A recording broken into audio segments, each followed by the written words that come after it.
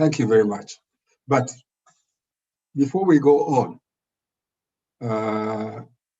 let me ask, KK, are you at the coast or are you in the office? Sorry, Evans. I decided looking at our subject today, I'd drive my point home by sitting outdoors in an open space. I'm very much not too far from Nairobi. I'm in Limuru, sitting outdoors. Okay, the sound is a little poor, but we hope that we're able to get you. When I'm answering a question. Oh, okay. You didn't hear any of that? Did you hear what I said? Is that yes, better? I heard what you said. It's faint, but it is it's doable. Don't worry, I'll be loud and clear when we get to it. Okay, tell me, over the years, and I know you like everybody on this panel, there's over 100 years of total practice between this team A. We could start with you and maybe just find out what does a successful commercial dispute resolution practice entail today? How do you say that you've got a successful commercial law practice around you and your team? Thank you, Evans. And I want to express my gratitude to Bowman's and Strathmore for the invitation. I want to address that by looking at three different things that I say you require to have a successful commercial practice. The first one, and I have to say, the one word, the common denominator for the three things I'd say is you call them resources. And please stop me if at any point in time you can't hear me. By resources, I think there are three things. One, talent. You have to have the right talent. And again, there's three things that go into the right talent. People who've got the appropriate training, people who are of integrity and will observe professional ethics. And finally, there is a personality. No two human beings are the same. And it's a critical thing that you get as many different personalities as possible. I know a lot of people believe you should be looking for like persons. I take a different view. The second thing you need to have a successful commercial practice is the infrastructure. Again, three things. I'm talking about decent offices. I'm not talking about grand things. I'm just saying comfortable space. Second thing is IT is invaluable in this day and age. And finally, you have to have systems. If you don't have systems, if you don't have a way of doing things, then you will not have a successful practice. The third arm of, that leads to a successful commercial practice is what I'd call BD, business development. Again, this has three facets. The first aspect of it is you've got to have ideas. The world is ever changing. The commercial space is ever changing. You have to keep rethinking about how you find new work, how you get old clients to keep giving you work. The second aspect of BD is having, again, the right talent pool. And I'm not just talking about marketing practitioners. Even lawyers need to be trained in this day and age about finding work and keeping work. And finally, you have to all be rainmakers in one shape, says or the other. Whether it's that you have the contacts, some of us are good at making the contacts. Some of us are good at doing the work well and bringing back the clients. So in a nutshell, for me, it's the three aspects of resources, which is right talent pool, infrastructure, and BD that gives you a successful commercial practice. Thank you.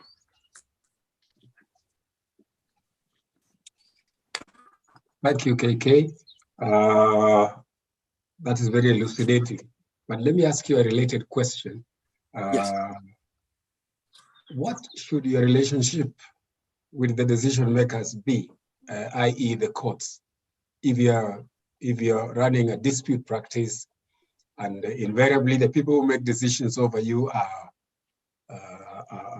outside the dispute, and every so often with the challenges that we have on accountability, How have you been able to handle that aspect of your practice?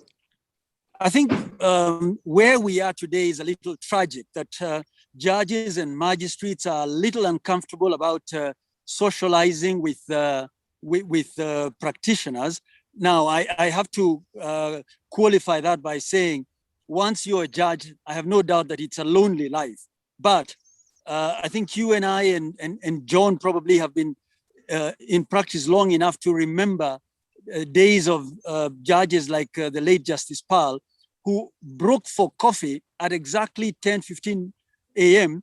and he went out for coffee with certain practitioners. More often than not, they wouldn't appear before him to argue cases. But today, judges tend to give, and magistrates tend to give a wide berth to practitioners. From where I sit, however, I have no difficulty sharing a drink with a judge or a meal. I just have to be careful that if the relationship develops into one of the friendship, then I have to realize that the judge may express a reluctance to hear my matters. But unfortunately, where we are today is that people are very suspicious. They see you interacting with a judge at a restaurant, they assume that it's a fix. We shouldn't be there. We see it in other jurisdictions. People will share a drink with a judge. You run into them socially, you'll run into them in church. And my experience has been, there have been judges who have run into socially, had a drink with, but the next day they were giving you hell if that's what the situation called for. So it's a question of using your judgment, discretion. That's what it's all about. But I would be happy to hear Nazma and John's experience. Yeah, I think we first welcome Nazima Malik. Welcome, Nazima, to this forum.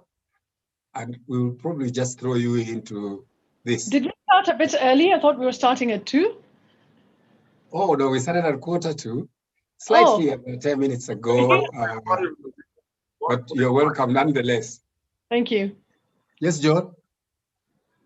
I was just reminding her that it was a 1:45 p.m. start. I'm sorry about that. I don't want to say that Kaplan is behind by 15 minutes. Shame on you for saying that. Nazima, tell us, how has the dispute resolution practice, commercial practice, changed over the last decade or so? Okay, it's at least to my mind, it's changed, in my experience, changed exponentially. And I think the two things that stand out are substance and speed. And let me start with substance.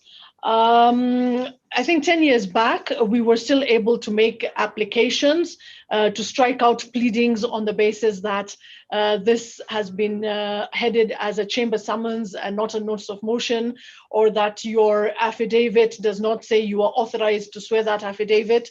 And then you get pleadings struck out and bounce out of the courtroom feeling like a very good litigator.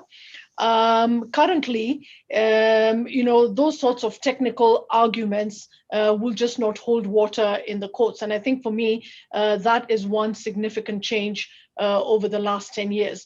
The commercial dispute resolution, the judges now tend to focus on substance over form, which is a very welcome development. And just tying in with that, the result is that you have speedier resolution of disputes by judges looking straight at the substance and not the form. We have the introduction of technology that has again helped to make dispute resolution more efficient. And now with the virtual court hearings, I think we're in a place where 10 years ago, we could never have imagined that you don't need to go all the way to court, wait for your matter to be called out, and if it's just for a mention, or that you could be filing submissions and just highlighting them for 5 minutes. So I think that's another very significant change. Another change is 10 years ago, I didn't think we had the court annex mediation process, which I think is always it's also a step towards speedy resolution of court cases.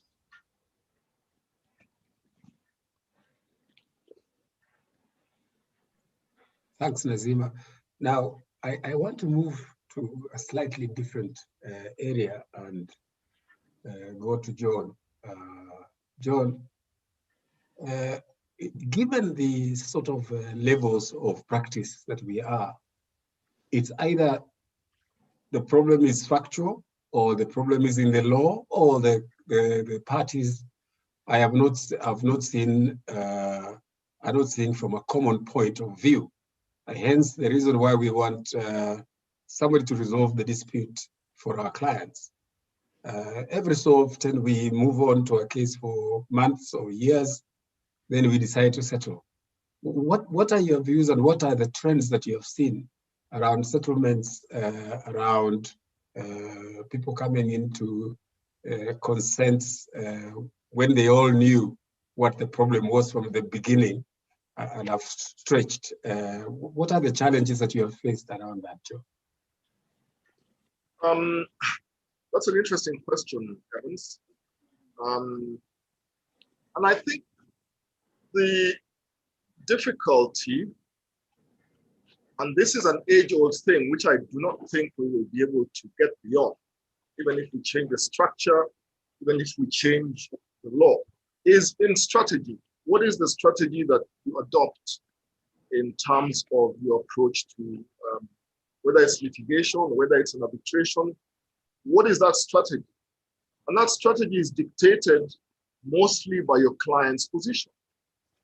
If you think that your client has a case that is not too strong, and your client is defending, then more often than not, your instructions, or you perceive your instructions to be, to hold off the other party as long as possible. And that then results in considerable delay.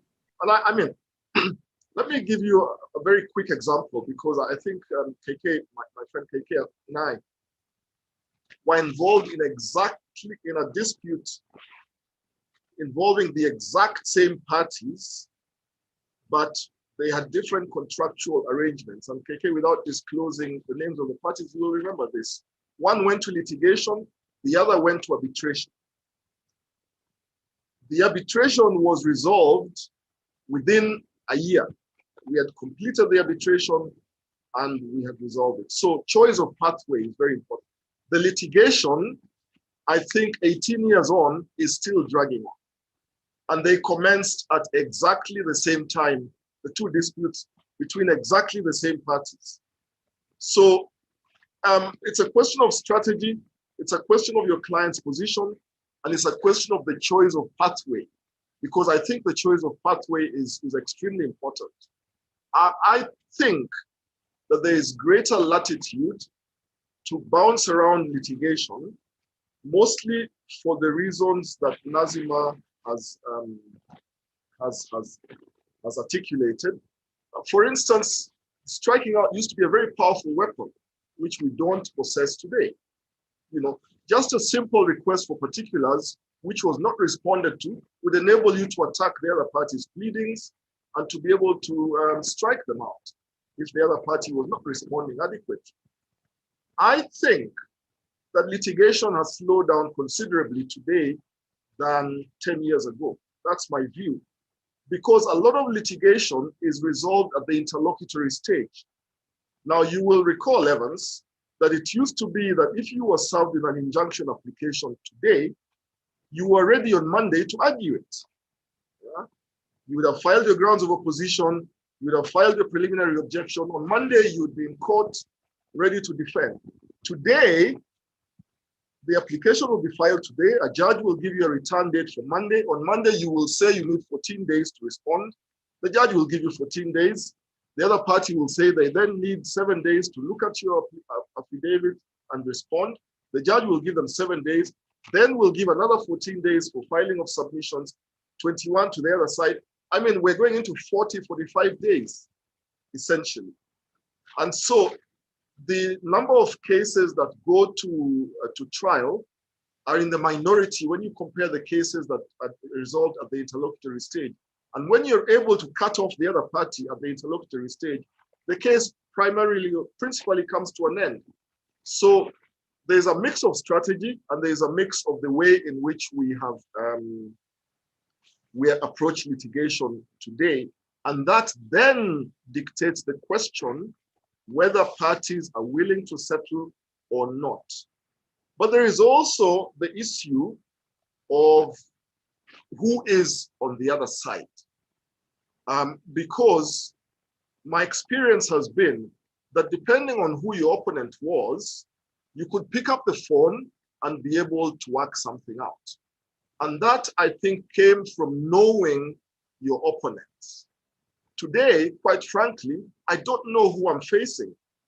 You know, when pleadings are filed by Bowmans, I don't know that it's you, Evans, who will be showing up, you know? So I don't know who to call. And that is the result of having a lot of our litigation now resolved on the basis of written submissions. Because even if the other party, I think, is represented by Kiragu or Nazima, the submissions, the primary submissions may have been you know, drafted by somebody else, and I just look over them and then present them. And so I lose the opportunity to know who my real opponent is and to be able to pick up the phone and call that individual and say, listen, we can resolve this thing quite quickly if you think about A, B, C, D. And we were very able to resolve and come to a consensus on the basis of that. So I personally think that there is something that we have lost by moving so far as we have done into this written submissions issues. And I think that advocates coming after us are losing a lot because Nazima, Kiragu, Evans, you made your name on the basis that people were able to see you stand in court and articulate your case. Today, there's very seldom an opportunity to actually stand in court, articulate your case. If you have 5 minutes, what does that give you? You know, do you know anybody with less than 15 years experience now? Does any name ring a bell? And I think that those people coming after us are losing on that basis because they no longer have the ability or the platform to showcase what they can do. So those are my views, Evans, on the matter. John, I think even if we were to go back away from virtual court, which we will never, I think, into the stage in court to showcase our prowess in litigation, one of the things that we should be able to admit to is that there is more thorough preparation now than there was before in terms of articulating the real issues. When you have 5-10 minutes, you really don't have the day. If you recall the late Kawade, you'll cross-examine a witness for weeks. And probably some truth will come up on Thursday evening. Since Monday, nothing has been moving. But well, let's move on. Nazima, I'm going to take you to the stage of cross-border commercial dispute litigation and international litigation. What are your perspectives around that area? So I was going to deflect that question to John, actually, because John is involved more in arbitration. My experience I immediately asked that question. I thought maybe John. No, but I will throw in something. My experience with cross-border dispute resolution actually arises mostly from tax disputes. And I think those are the few instances where our courts actually have the jurisdiction to look at disputes that arise across the borders and are not limited to their jurisdiction, because the effect of, for example, transfer pricing dispute resolution is essentially it's a cross-border dispute on taxes.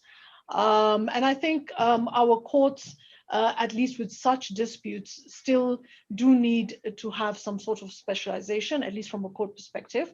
But I think from an arbitration perspective, I'll throw that at John. Yeah, I mean, I certainly there is more and more as our clients, and especially clients in the corporate space, move into other jurisdictions, as their businesses move out, and also as multinationals come into this jurisdiction and have footprints, across the continent, you find that there's a greater need to have cross-border resolution of disputes.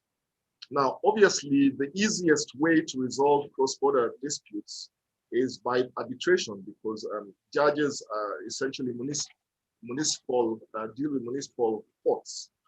And I'm finding that there is an increasing footprint across the continent in the area of arbitration. But I have to say that my experience is more as arbitrator, because I get appointed more and more to deal with disputes between parties in different jurisdictions. And one of the things that I have to say is that certainly the use of technology has really, really helped. But also you will be aware that there is a growing number of arbitration institutions. There's a proliferation of them coming up, and that has spiked the interest in arbitration, has made it more attractive, because each arbitration institution is educating its users. It is attracting internationally accredited arbitrators, and it is inspiring confidence in arbitration. So, for instance, in the last, since the onset of COVID, I think I have at least 5 arbitrations involving different parties across different jurisdictions. And it's interesting because you then have to get a handle on how practitioners from different jurisdictions behave, how they approach matters. And these are common law jurisdictions as well as civil law, Anglophone as well as Francophone. And it's a very rich mix, I have to say. But there is also a really big shift towards Africanization of arbitration on the continent. You might be aware that there is now an African Arbitration Association, which is really pushing for that. And the aim is that we should be exporting less and less of our arbitrations to London or to Paris or Stockholm and dealing with them here. And hopefully we can begin to put more and more clauses into our contracts that that ensure that those disputes are resolved here. So, Evans, I would say that there's increasing dispute resolution across the continent, and it's really a question of getting involved in one and then being able to, from there, have footprints in different disputes. Let me just get perspectives from both you and KK. Now that we are talking about international arbitrations and enforcement in Kenya. And we'll start with KK, then John will come back to you. KK, the recent decisions by the High Court, the Court of Appeal, and the Supreme Court, how have these decisions impacted on the future of international arbitration that involves enforcement in Kenya? Thank you, Evans. My observation is that for many years, courts couldn't help but interfere.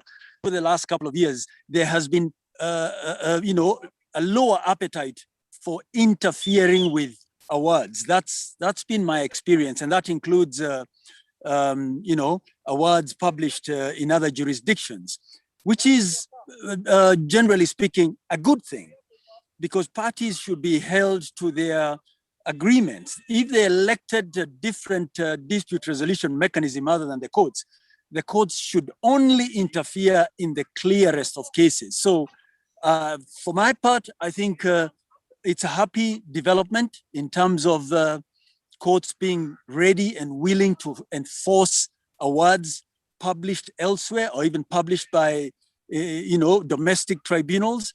And this is to be encouraged. Do not interfere unless there are very clear grounds for doing this. And, I think this will encourage, even multinationals to do business with Kenyan entities where the seat of arbitration might even be Kenya or even be out there. So we are in a better space than we were 5-10 years ago. But I would defer to John's views. This is more his space than mine. Evans, I completely agree with Kiragu. I think that over time, the courts have clarified our position on arbitration. And I think that we are finding that Section 10 of the Arbitration Act gets enforced more and more. There is a greater clarity as to what the limits of the court are with respect to interfering with awards. And I think that is the result of the litigation that has gone all the way up to the Supreme Court. The Supreme Court has taken itself out of the equation now by saying that there would be no further appeals to the Supreme Court from decisions of the High Court, from decisions of the Court of Appeals. So one of the things that had worried practitioners was the Supreme Court's willingness to entertain appeals from the Court of Appeal. And with the decision in GeoChem and Kenya Bureau of Standards, I think the Supreme Court has clarified that. The Court of Appeal has then also, I think, been very strong in terms of its response to the decisions in Synergy and Cape Holdings and Nutu. And so it is a much narrower field now. And the High Court is taking its cue from those two courts. And so you will find less and less interference by the courts. I think that what parties need to be doing now is parties need to be ensuring that the persons that they appoint as arbitrators or the tribunals that they go to are competent tribunals. Because part of the problem emanates from choice of arbitrator. And choice of arbitrator then gives you the product of your choice of arbitrator is the award that you get. And if the award then is faulty, obviously parties will be tempted to appeal those awards or challenge them. A losing party always wants to challenge, but if a losing party is able to see from the award that there is really very little room to challenge the award, then the advice to the client has to be that I think we have come to the end of the road. And so awards will then gain more and more finality rather than being challenged. So I think that arbitration is moving into a much better space now, and I'm quite happy with the developments. Yeah, thanks, John. At least that is very encouraging for arbitration practitioners, because then it enables them to have confidence in the supervisory jurisdiction of the High Court, where it exists. But let's come back home again, and Kiragu, I'll ask you, as a seasoned commercial disputes practitioner, what are the opportunities you see given the stage of practice in Kenya? And Nazima, I'll also come to you on that. Let me just combine that with our current environment, which is that we have completely changed our lives. And I was, as I mentioned at the start of this, I would not have imagined myself on a Wednesday not being behind a desk, white shirt, jacket and tie, either in court or in meetings, etc. Over the last 15 months, everything has changed. And for me, it was a question of sink or swim, go with the tide and see what are the opportunities. And I see many. As a court lawyer, as a litigator, For me, what this crisis has done in the current environment, because as you mentioned correctly, we are not going back. It's never going to back to where it was. One, we are able to work with greater flexibility. And you know, I can sit out in a garden and take a meeting like this. I can sit out in a garden and take a court session, whatever it is. So we have greater flexibility. I can interact with my clients in South America on a particular, you know, at their convenience, because I do not have to be an 8-to-5 person. So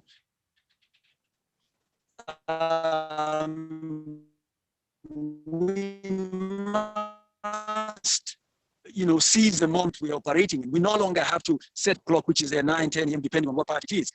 You know, I could start my work day at 2 o'clock on a particular day and go into 9 o'clock. I might start. So greater flexibility is something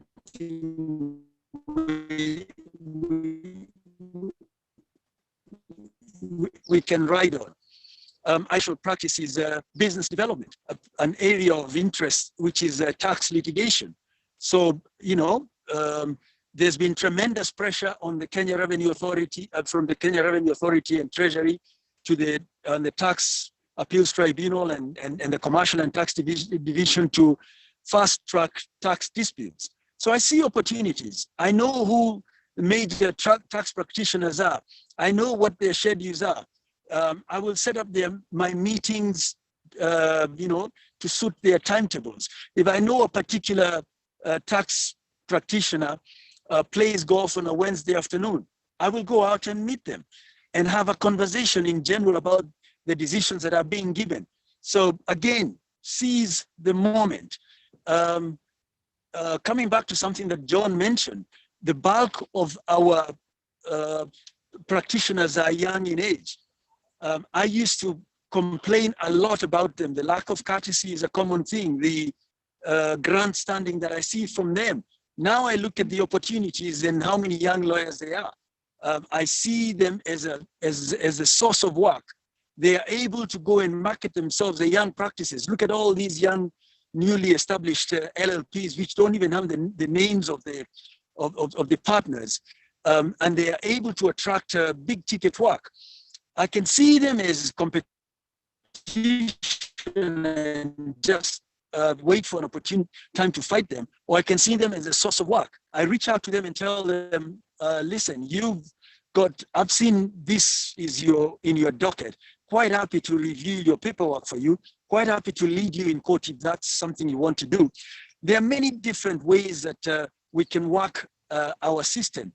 The judges doing things online. I've only been to court physically once in 15 months. And I find that judges have greater control, and I want to work with that. I find that some judges, and in some ways, I disagree with you when you say that people are better prepared today than they were. I think we probably, in our day, the training was a little more thorough, we were able to deliver in a shorter time that which youngsters need 15 pages of written submissions and half an hour to highlight. There's a lot of redundant time. But, to cut the long story short, I see the situation that we're in as an opportunity to reinvent ourselves, our practices. I'm able to address the Court of Appeal on a Malindi appeal between 9:30 a.m. and 11 a.m. And I'm able to take an application at 12 noon in Kisumu. That was practically impossible. It's the flexibility, the convenience, the opportunities are very many. Thank you.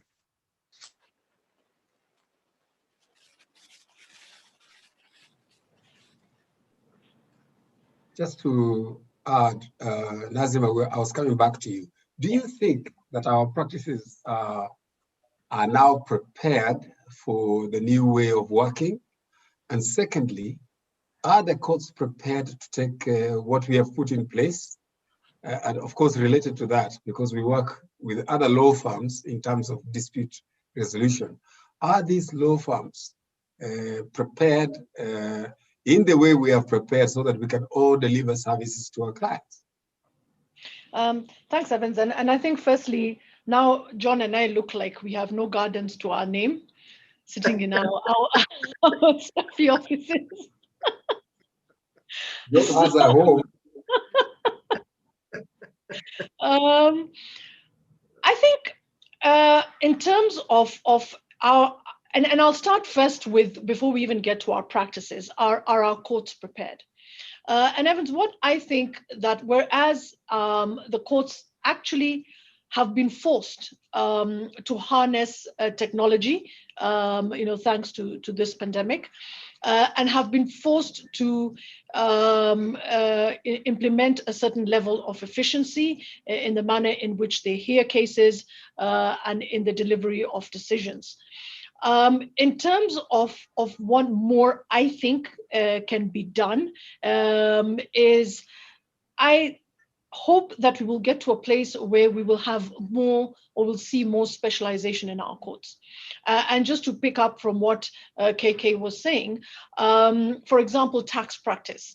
I would really be very happy the day a specialized tax court is set up, where you have confidence that the judges who hear those matters either have a tax background or have sufficient training in tax issues, so that you're completely confident that when you're arguing your matters, this is somebody who understands the technicalities of your case. And that's the same goes for other specialized areas like insolvency practice. And I think in terms of our other court setup, that is something that I hope the courts will implement in the future. In terms of technology, I think, again, whereas the courts have harnessed technology, I still, today, I'm disappointed at the amount of time it takes for us to get typed proceedings, for example. So one would think that with all the sessions now being recorded, we would have a quicker turnaround on typed proceedings, and generally for our cases to move even faster than they are. Now, we do appreciate that there is a challenge with the staff to implement some of these measures. But I think that is another area where the courts really do need to improve their efficiencies. In terms of practice, I must say for myself, I'm just very impressed with how quickly firms generally adapted to our new way of operating. Are really, other than our teething stages, it's very rare for me to be on a court session and you have someone who can't hear or is doing other things and has forgotten to put themselves on mute. So I think in terms of adapting to this new way of litigating, my personal view is that our law firms have adapted quite well. Where I still think there is, the manner in which we practice our litigation is as KK said it, brevity. The difficulty I face now is that when a court insists on proceeding by way of submissions, you then, as a practitioner, faced with a 30-page submissions by the other side, which is so tedious to respond to. So I would think just some more training for especially our younger lawyers, to learn how to get to the point and make our, corporate dispute resolution more efficient. Thank you. And just a related question before we move on, and you can add something, and John can complete on it.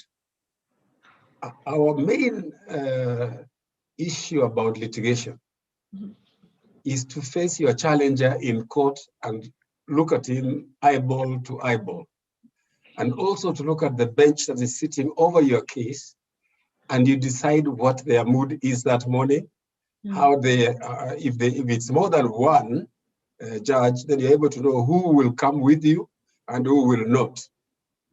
How are we going to deal with this situation if we can't have open courts in terms of just arguing and urging our clients' cases without reading the judge? Now, the new judges who have been appointed, I don't feel safe making a 5-minute submission before them. How can we mitigate around that? And remember, judges sometimes have got to know who is in court with them. It's not that joker, it's that serious advocate who is before me and I must handle it. How are we going to deal with that? Yeah, and Evans, I think you're quite right in pointing that out, because we seem to, and I think KK was touching on this. We seem to have lost that we're losing our art of advocacy. John was touching on this as well, and I think that's a real challenge. When you're before a screen, first of all, you're assuming that you have the judge's full attention. Quite often I can be before a screen and looking at my phone on the side or looking at a million other things. We're learning to multitask. And the question is, one, do you have the judge's full attention? Are you able to read the judges the way you used to? And that is a challenge. And of course, the sheer excitement and thrill of eyeballing your opponent and thinking on your feet, which is a bit lost when you're on a virtual court hearing. But I think for me, more concerning is, and I think that's not something that is specific to Kenya. It's an issue that is arising in litigation, virtual litigation worldwide, is when I am cross-examining a witness virtually, how sure am I that he is not being sent answers at the bottom of the screen by his counsel or being fed information by someone else? And I think, we need to step back a bit and see that, is it everything that every aspect of commercial dispute resolution that we conduct virtually, or are there still some aspects, for example, actual hearings where there are witnesses to be called and cross-examined, that we must go back to doing in a physical and real setting? Evans, let me jump in very quickly. Sorry, I know John wants to go fast, but every system has its challenges, and I believe that it's going to be a long time before we have completely done away with physical courts. But I think what we need is discernment. What are the cases that we have to have a physical appearance in court? The one case that made me go to court in February this year, I had no doubt who I was up against. The judge had no doubt what they were capable of. There were two options. One was I have a representative in opposing counsel's office to just make sure there are no papers being slipped under the table, and vice versa.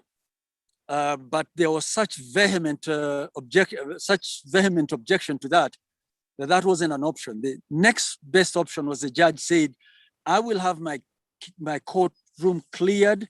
I want no more than 6 people, including your witnesses. And that worked perfectly well. I agree that there will be a lot of instances where you do need to look at the judge and see whether they are with you, whether they're totally bored, they are not writing letters to their girlfriends or boyfriends in pretending to be taking notes. But I think that's the exception. I'm still able to, and I tell my young lawyers, even with the Court of Appeal, I tell them, listen, let's focus on the judges, and we can tell that judge is not with us. That judge is bored. Move to the next point.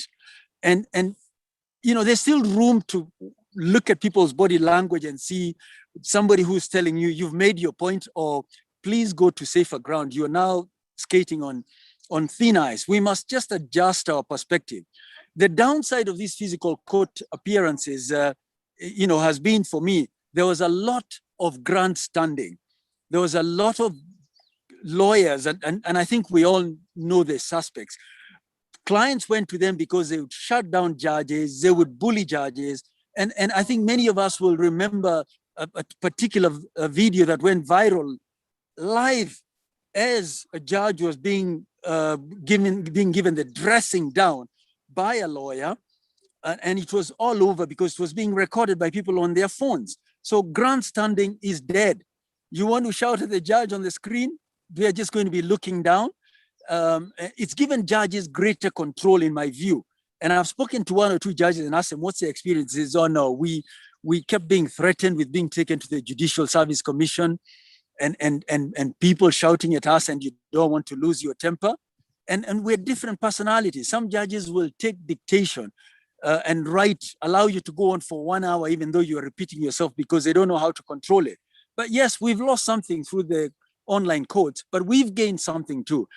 For my part, over the last 12 months, I've gotten more cases completed than I did in the preceding 15 months. Maybe I've just landed before the judges who have embraced it. Other people complain about it. Thanks.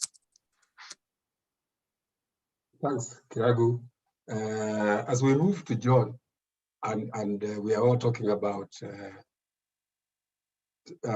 working from home, working from away from the office. We could be anywhere. We could be on holiday and still deliver. What plans have you put in place, and for all of us, in terms of the new teams that we are putting together, our new dispute resolution teams, the young people who are coming from the law school, the young associates that are joining the profession, to ensure that we have some measure of teamwork and collaboration within our teams? How challenging is that for your firms?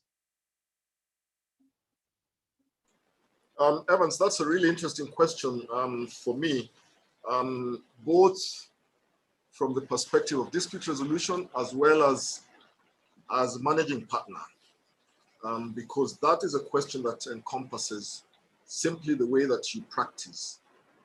My own experience has been that it is a factor of the culture that you build in your law firm.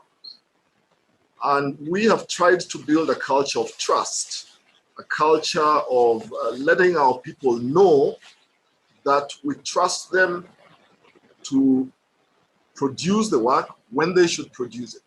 In fact, what I have said to my team, all the teams in my firm, is it doesn't matter to me if I bump into you at the supermarket at 11 a.m.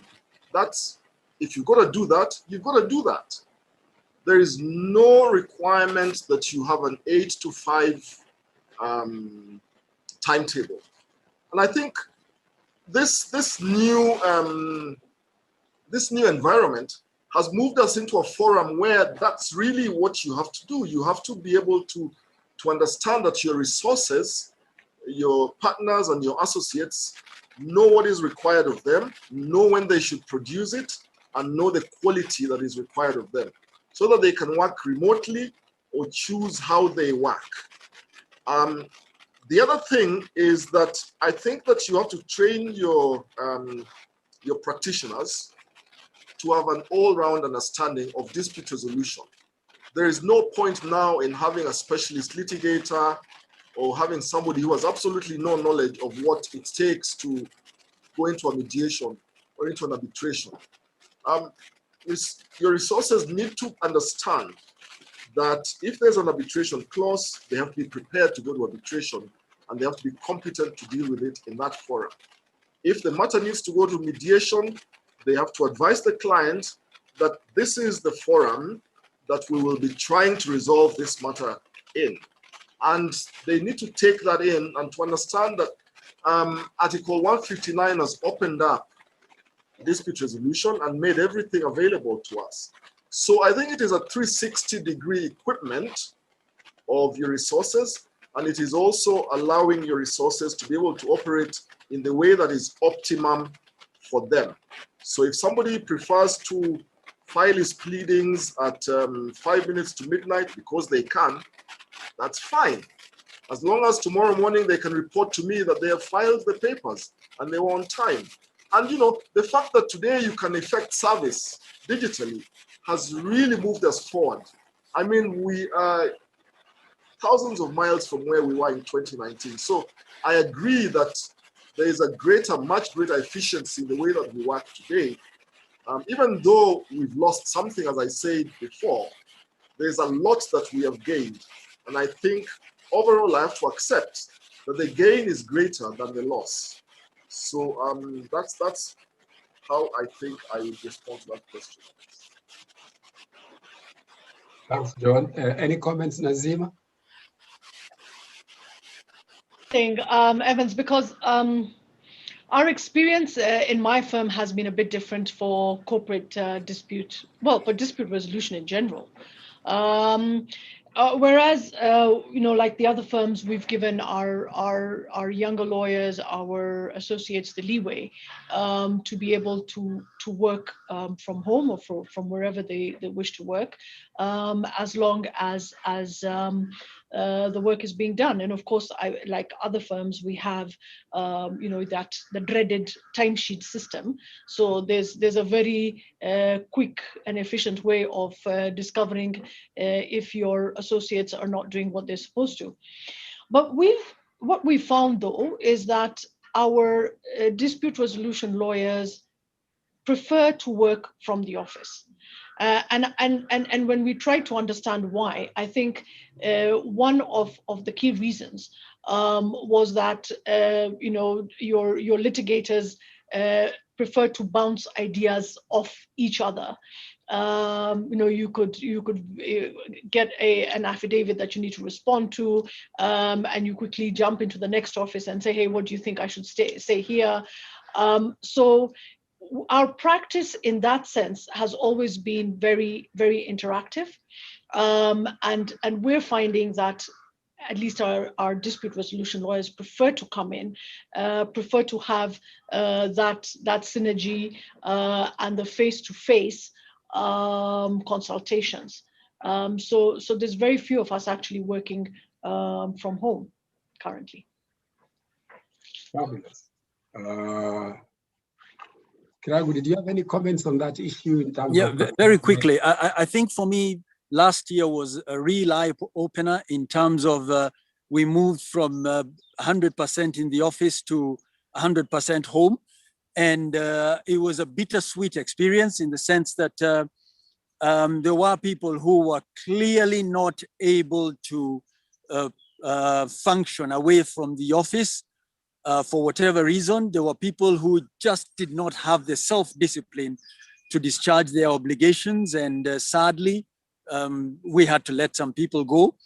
But that's a bitter side of it, which was probably good for the practice, because these are people who probably, even when they were in the office, was somehow only giving 45 to 50% at best. The sweet part of it was that I was able to gauge people's strengths and weaknesses. Who are the guys who are AM people, who are PM people, who are the guys who work best under pressure, who are the guys who are disrupted by being in the office. And although the bulk of our people are back in the office, there are guys who, if you have to do some heavy lifting, you are able to map people and you can tell them, listen, if working from home is better the next day or two, let's do it. I'm more interested in the deliverables. I still think there's work to be done in terms of changing the work ethic in this country as a whole, in my firm, and as a nation, that you don't need somebody looking over your shoulder for you to get things done. I generally find that the culture of having somebody looking over your shoulder is far too widespread in this country to be ignored. But for my part, the way forward is in getting people to work, to be, to work in the space they are most comfortable in. If that means home, fine. If that means the office, perfect. If it means a hybrid arrangement, so be it. Thank you. Yeah, now I have got a question for the three of you, or an issue which has just come up in terms, before we go into any question answer session. Strathmore University, that has organized this webinar with us, is a university that is quickly growing and respected, not just in the country, but in the region and far beyond. In terms of what we want our new lawyers coming into the market, what do we want them to be trained in at the university level? What do you think the faculty of law at the university should concentrate on so that we have real hands-on practitioners coming to join us in our practices? And what do you think is wrong with the current training? What should the faculty be investing in? KK, I can see your full face. We can start with you. Yeah, let's start with, I have to say that, and I'm not sure how many groups we've had from Strathmore, but I am trying to remember who I was having a conversation with about the first crop of Strathmore graduates and the new crop. The one thing that I have to say is striking is that the first crop of Strathmore graduates had an opinion on issues. They never were quiet.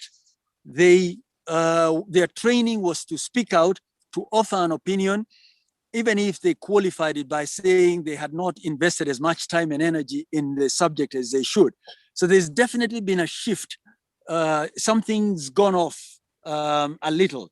I don't see the boldness that that was easily recognizable. I heard it from people in different law firms saying these guys were a class apart in terms of volunteering to do things. You know, their training was that if you invited them to a meeting, they were at the forefront of asking, can I come up with an agenda? What resources do we require? I'm seeing less and less of that in the younger people. The practical approach is gone. I'm afraid I don't know enough about the units they are taking to offer any meaningful feedback, but I definitely feel that things have gone down a little south in terms of the level of graduates we were getting from Strathmore. They were always at the forefront of things. I remember from the first lot, I think we took in maybe out of 15 pupils, maybe about almost 10 were Strathmore graduates, and about all of them were retained by the firm. But that's been watered down.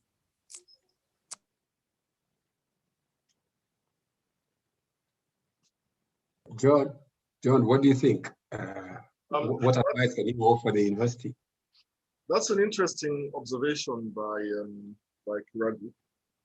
My own view is that I find that Strathmore has very quickly risen to the top in terms of the graduates that they produce. I find that more and more, and we, like I'm sure your law firms, have a very competitive recruitment process for pupils. But inevitably, we find ourselves attracted to graduates from Strathmore. It used to be that the University of Nairobi was top of the pile, but Strathmore certainly has gained preeminence. I find that, for instance, this year's the Strathmore team that went to the, I forget what moot competition it was, and they did very well. They had the opportunity to come across and be tutored and taught and practice in our firm, and I think they did that with other firms. And I like the fact that they are able to go out and to be aggressive about what it is they require, about their education, about where they find that they have gaps and how they should fill them. And I find that quite attractive. I think sometimes we over-criticize because sometimes we expect that they would come into the environment where we practice law with a practical knowledge of the things that we expect them to have. And I think that that's setting the bar too high because they do not yet have that exposure to clients. They do not yet have that exposure to real life disputes. there are so many disputes that we deal with today that we take on that nobody ever taught us in college. Or it's a mix of the different areas of law that you have to cobble together, find the answer, and be able to articulate before a judge or to advise a client properly. And so I always hesitate in terms of criticizing too much, because I know that it is when they come to us that we're able to round them off and produce them as finished products. So, and that's always my attitude to dealing with pupils. I think that it needs to be more hands-on when they come to us. We need to mentor them more, understand what it is they require, their different strengths and abilities, and mold them, and then put them out as fine practitioners. Nazima, your 1 or 2 minute thoughts? Yeah, so just quickly, I think in terms of pupils from Strathmore, I really have no issues, no complaints there. They've actually done quite well. My advice, though, and not just to Strathmore, but to all universities, is to instill some level of professionalism, even though these are still students in law. And why do I say this? Because we're seeing that, young lawyers seem to think that they have a different private and personal life and a different professional life. Unfortunately, these days with social media, your private life is out there for everyone to see. So you have your young associates, your pupils, putting out silly videos on TikTok or making some disparaging remarks on Twitter, on Facebook, and the internet never forgets. So if you have a client sitting there who watches TikTok videos and sees this person doing all manner of silly things, and then faces the same person coming in for a serious meeting, they're just not going to take you seriously. So I think my advice to Strathmore and universities and young lawyers is to appreciate that when you choose this as your profession, you have to always conduct yourself in a manner, old school as this may sound, in a manner bearing in mind that what would your clients think if they saw this, that, or the other. You don't have, unfortunately, the luxury of a private life to be a different persona and your professional life as an advocate, if you're going to instill that level of confidence in your clients. So that would be my primary advice. Thanks, Nazima. We have a couple of questions. If I can hand over this to Alex Ndegwa to guide us through that. We have about 15 minutes or less. Then I think we can quickly wrap up from where we started. Alex. Thank you very much, Evans. We have 3 questions. The first question is that Rule 28, Sub-Rule 5 of the Supreme Court rules permits the Supreme Court to review its decision it considers meritorious, exceptional, and in public interest on application by a party, including the interested party. Is there a possibility for a review of the Supreme Court decision in the new to decision, since it seems to interfere with the finality of arbitral awards by allowing for appeals on decisions of setting aside awards, despite lack of an express provision in the Arbitration Act allowing for such appeals? Perhaps, John, you could take that one quickly. Let me take that one, yes. Very quickly, I think theoretically there is, because the rule allows it. In practical terms, I doubt very much that the Supreme Court would be willing to revisit the decision. The Supreme Court has already expressed its views and its position in Geochem, and has shut the door on further appeals to the Supreme Court. So it is very unlikely that the Supreme Court would be reviewing U2 and saying, yes, we agree that this interferes with the finality of decisions and so on. But let me just go a little further and say that, I have had the privilege of chairing the National Committee for the formulation of an ADR policy for Kenya. And part of what we have done is to propose quite significant amendments to the Arbitration Act. They are presently sitting with the Attorney General, and we have tried to clarify under Section 35 right of appeal, so that it would be embedded in legislation. And it was interesting that we produced our draft just before the Supreme Court produced its decision in Geochem. And our draft amendments had said there would be no further appeals from decisions of the Court of Appeal. So that there would be no decisions, there would be no appeals to the Supreme Court.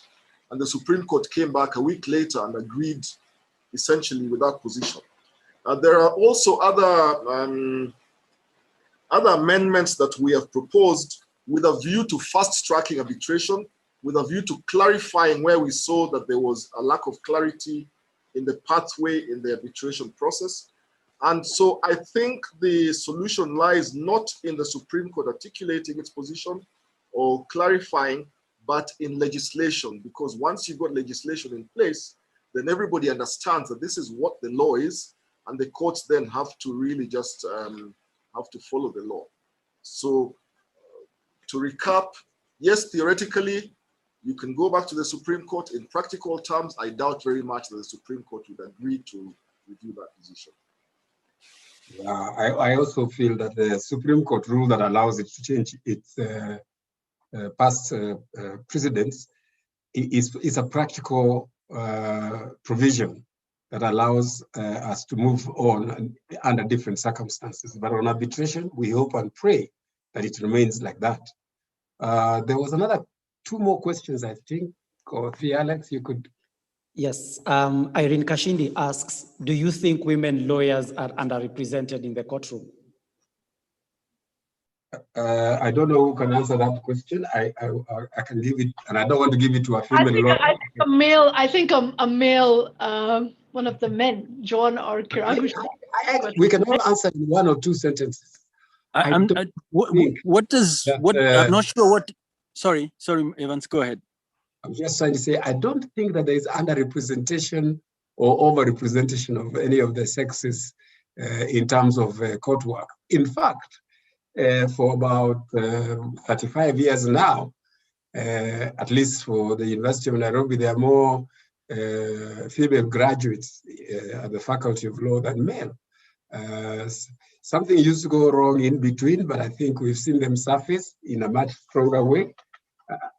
I wouldn't say that there is a problem there, Irene. Yeah. The next question is by Sandra Gitia, and she asks that with the onset of virtual court sessions, will there not be some loss on quality of justice, so to speak, especially looking at issues of technological challenges, such as the interruption of the internet and delays, and some parties not having access to the internet and time constraints due to time allocated to each court session? Nazima, do you want to take that?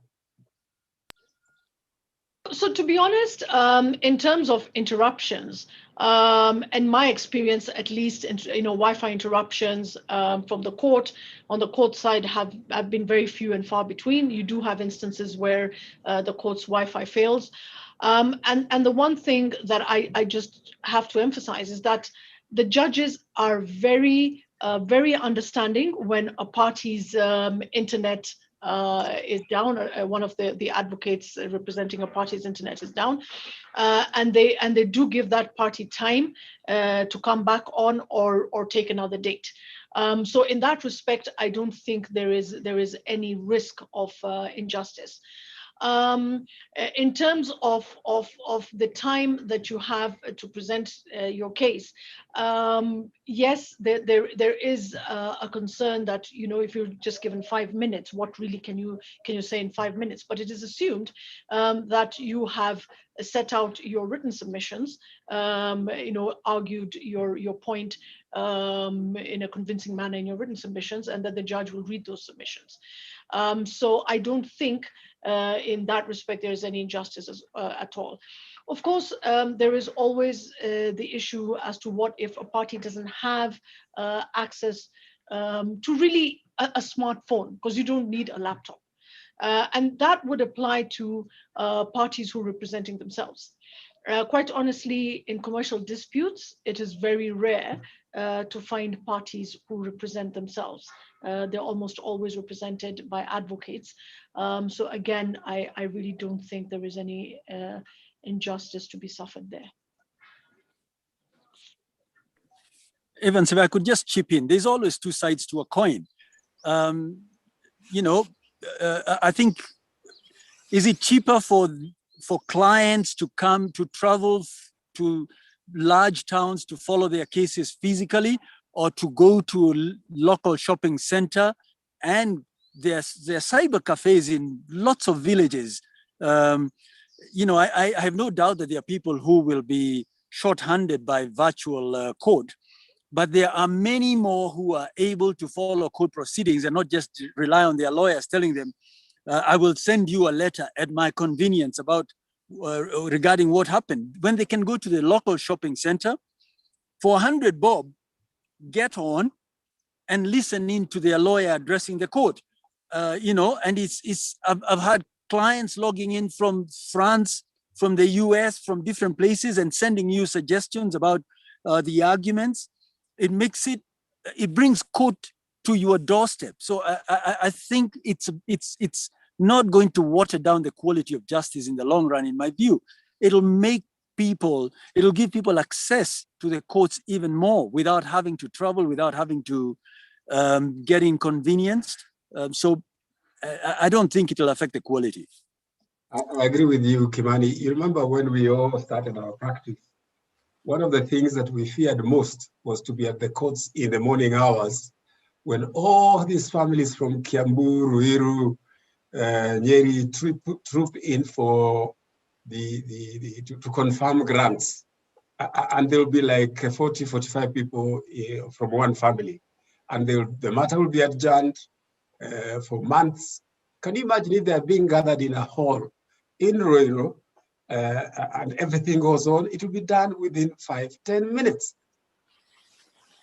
Yeah, Evans, can I just say, the other thing is, I think that obviously with everything now moving more and more onto a technological platform, the cost of internet connectivity will go down inevitably. I mean, today, everybody owns a cell phone. When you acquired your first cell phone, you remember how much you paid for it. But today, it is accessible to everybody. And I think that that's where we are going. So there will be greater access. And I think that with 5G coming on, sooner or later, people will be able to very cheaply access the internet, access the courts. And I think that this is an inevitable pathway that we've taken. So it offers a great access to justice, I think, at a much cheaper cost. As Kiragwa said, enables clients to participate better. And I think it's overall best for all users. Yeah, right. Alex, is there any other question? I can see we are at 2:57, 3 more minutes. We don't want to interrupt the next session. I mean, there's one more, we can tackle one more before closing. And this is, I think, addressed to John. And it asks, what do you think is the future of arbitration as a means of ADR in Kenya? I think arbitration will continue to grow. I think with the courts having clarified the legal position, and I think that even if I say so, if the amendments to the Arbitration Act are taken on board, I think we will find that arbitration offers a faster pathway to resolving disputes. I think what we have to resolve is the cost of arbitration so that even relatively small disputes can be resolved with proportionate costs. Because sometimes the problem is that you've got a dispute involving about 3 million shillings.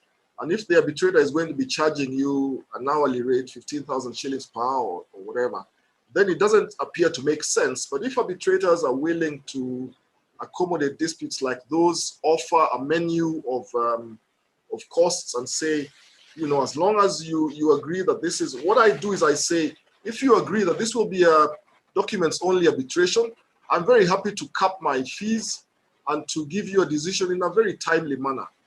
And I think arbitration can be driven by both arbitrators and dispute resolution practitioners once you recognize the value that it offers. And I would say the same for mediation.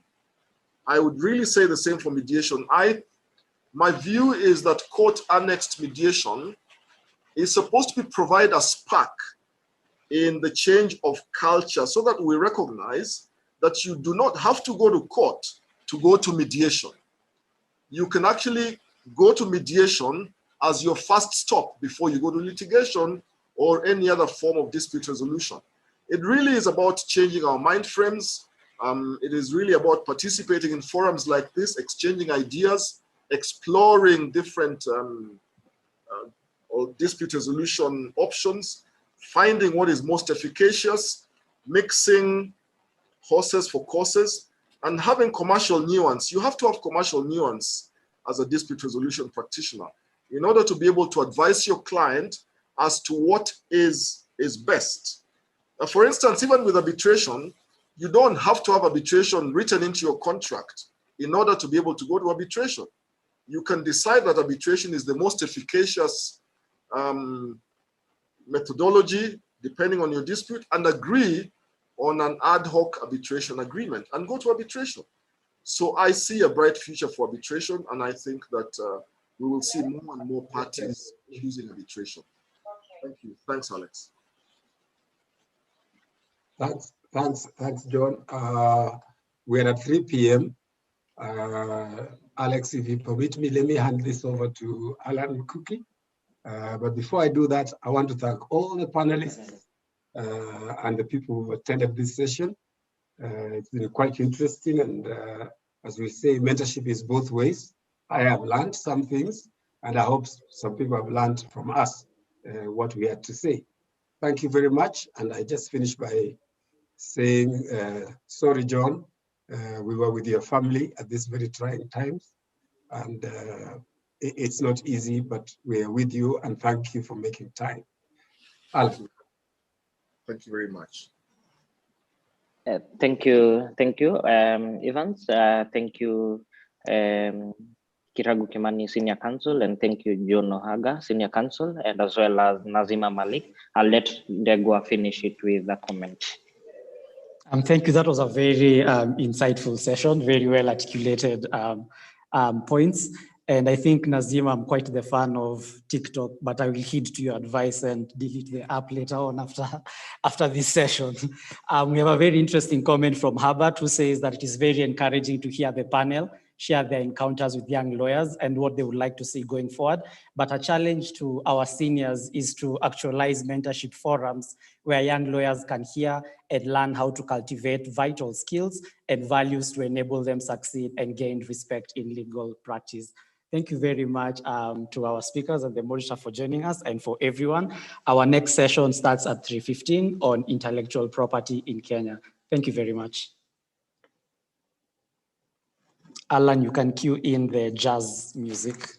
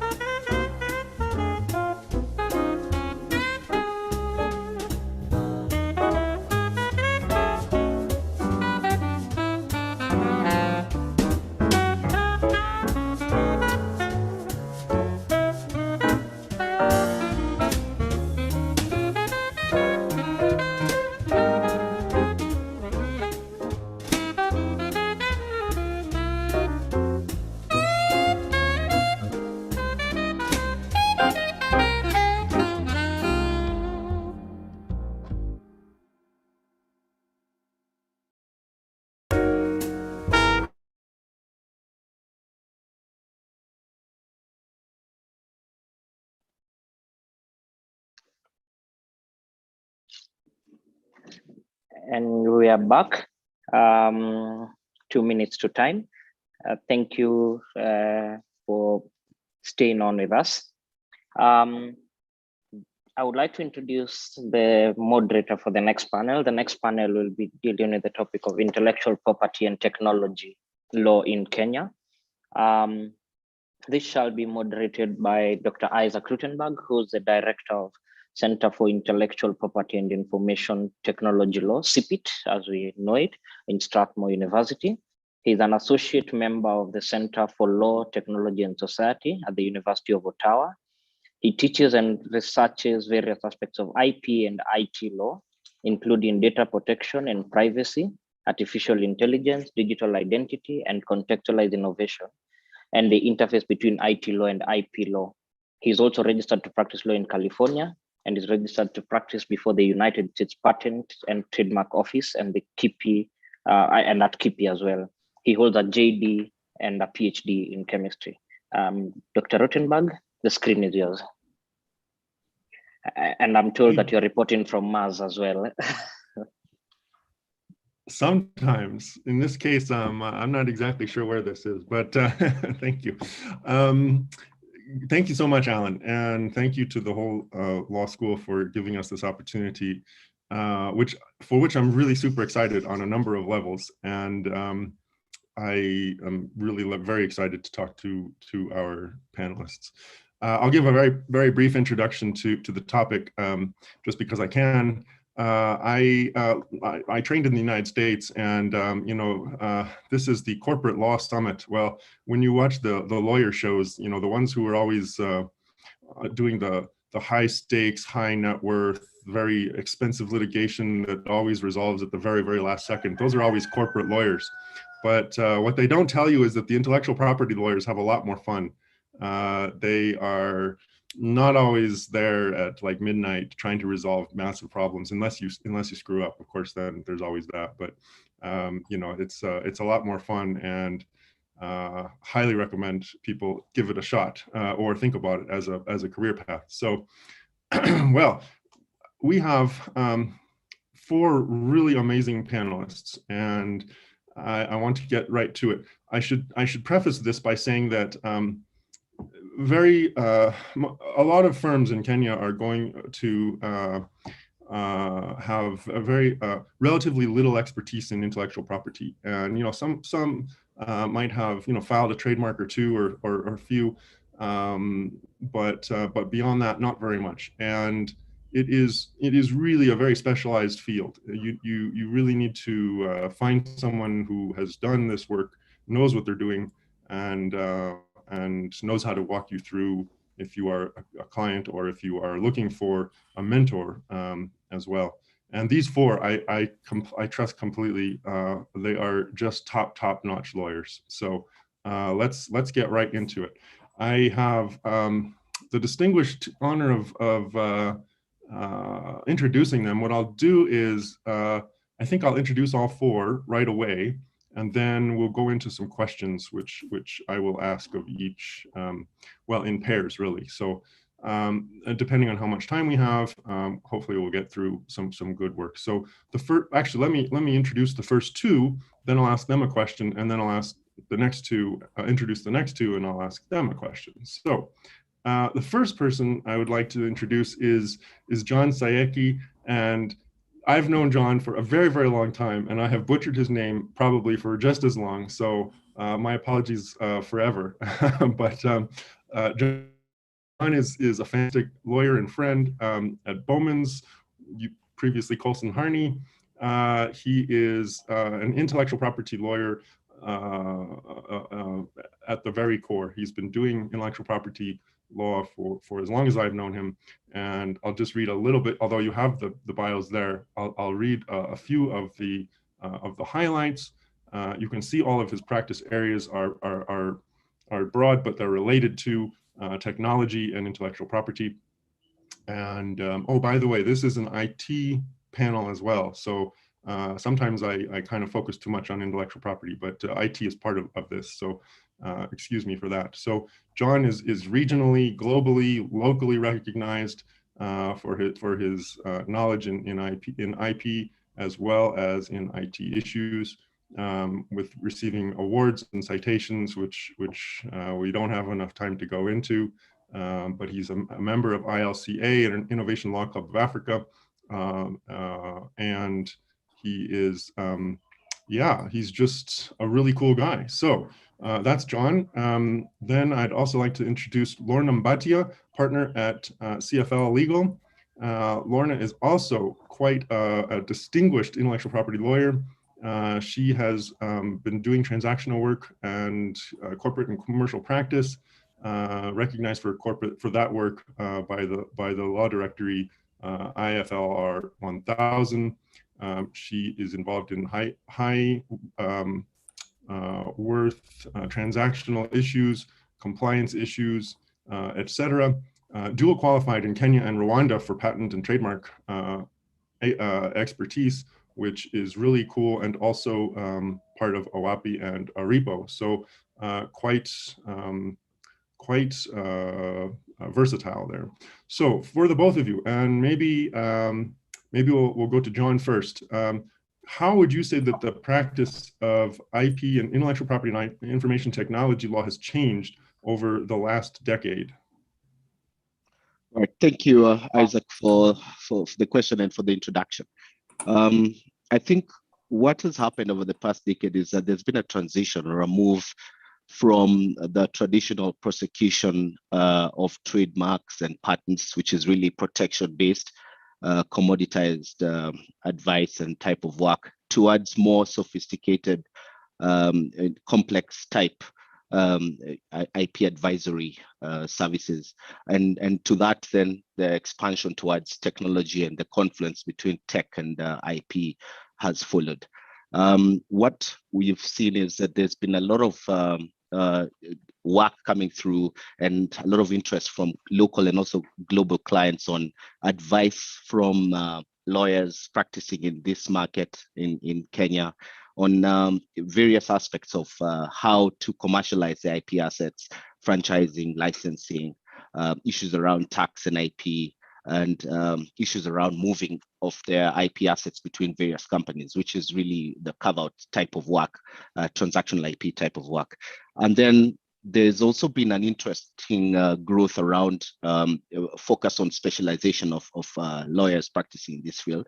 At the time I started and seeing what's been happening over the past 10 years, earlier on, the practice was more of a couple of lawyers doing the trademark work, but something else as well, because it wasn't, the work wasn't enough to actually sustain, a practitioner on just, advising on protection of IP.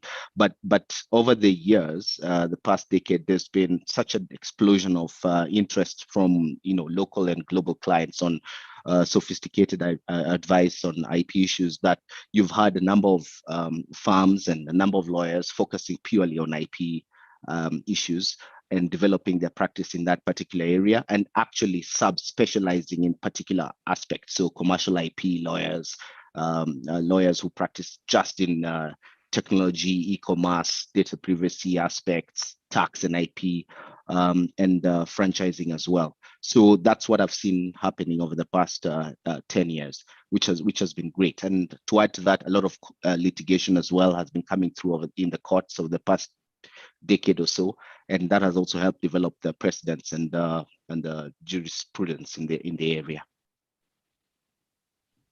Yeah, thank you very much for that. Definitely, there are more cases coming out of the courts in IP, and specialization is something I've noticed as well, as something I think is a positive effect on the legal fraternity. So, thank you very much for that. Lorna, would you like to add? Yes, thank you, Isaac. So besides, the specialization, we've also found issues of, commercialization and the laws changing to facilitate that. So for example, now it's possible to register IP rights as security.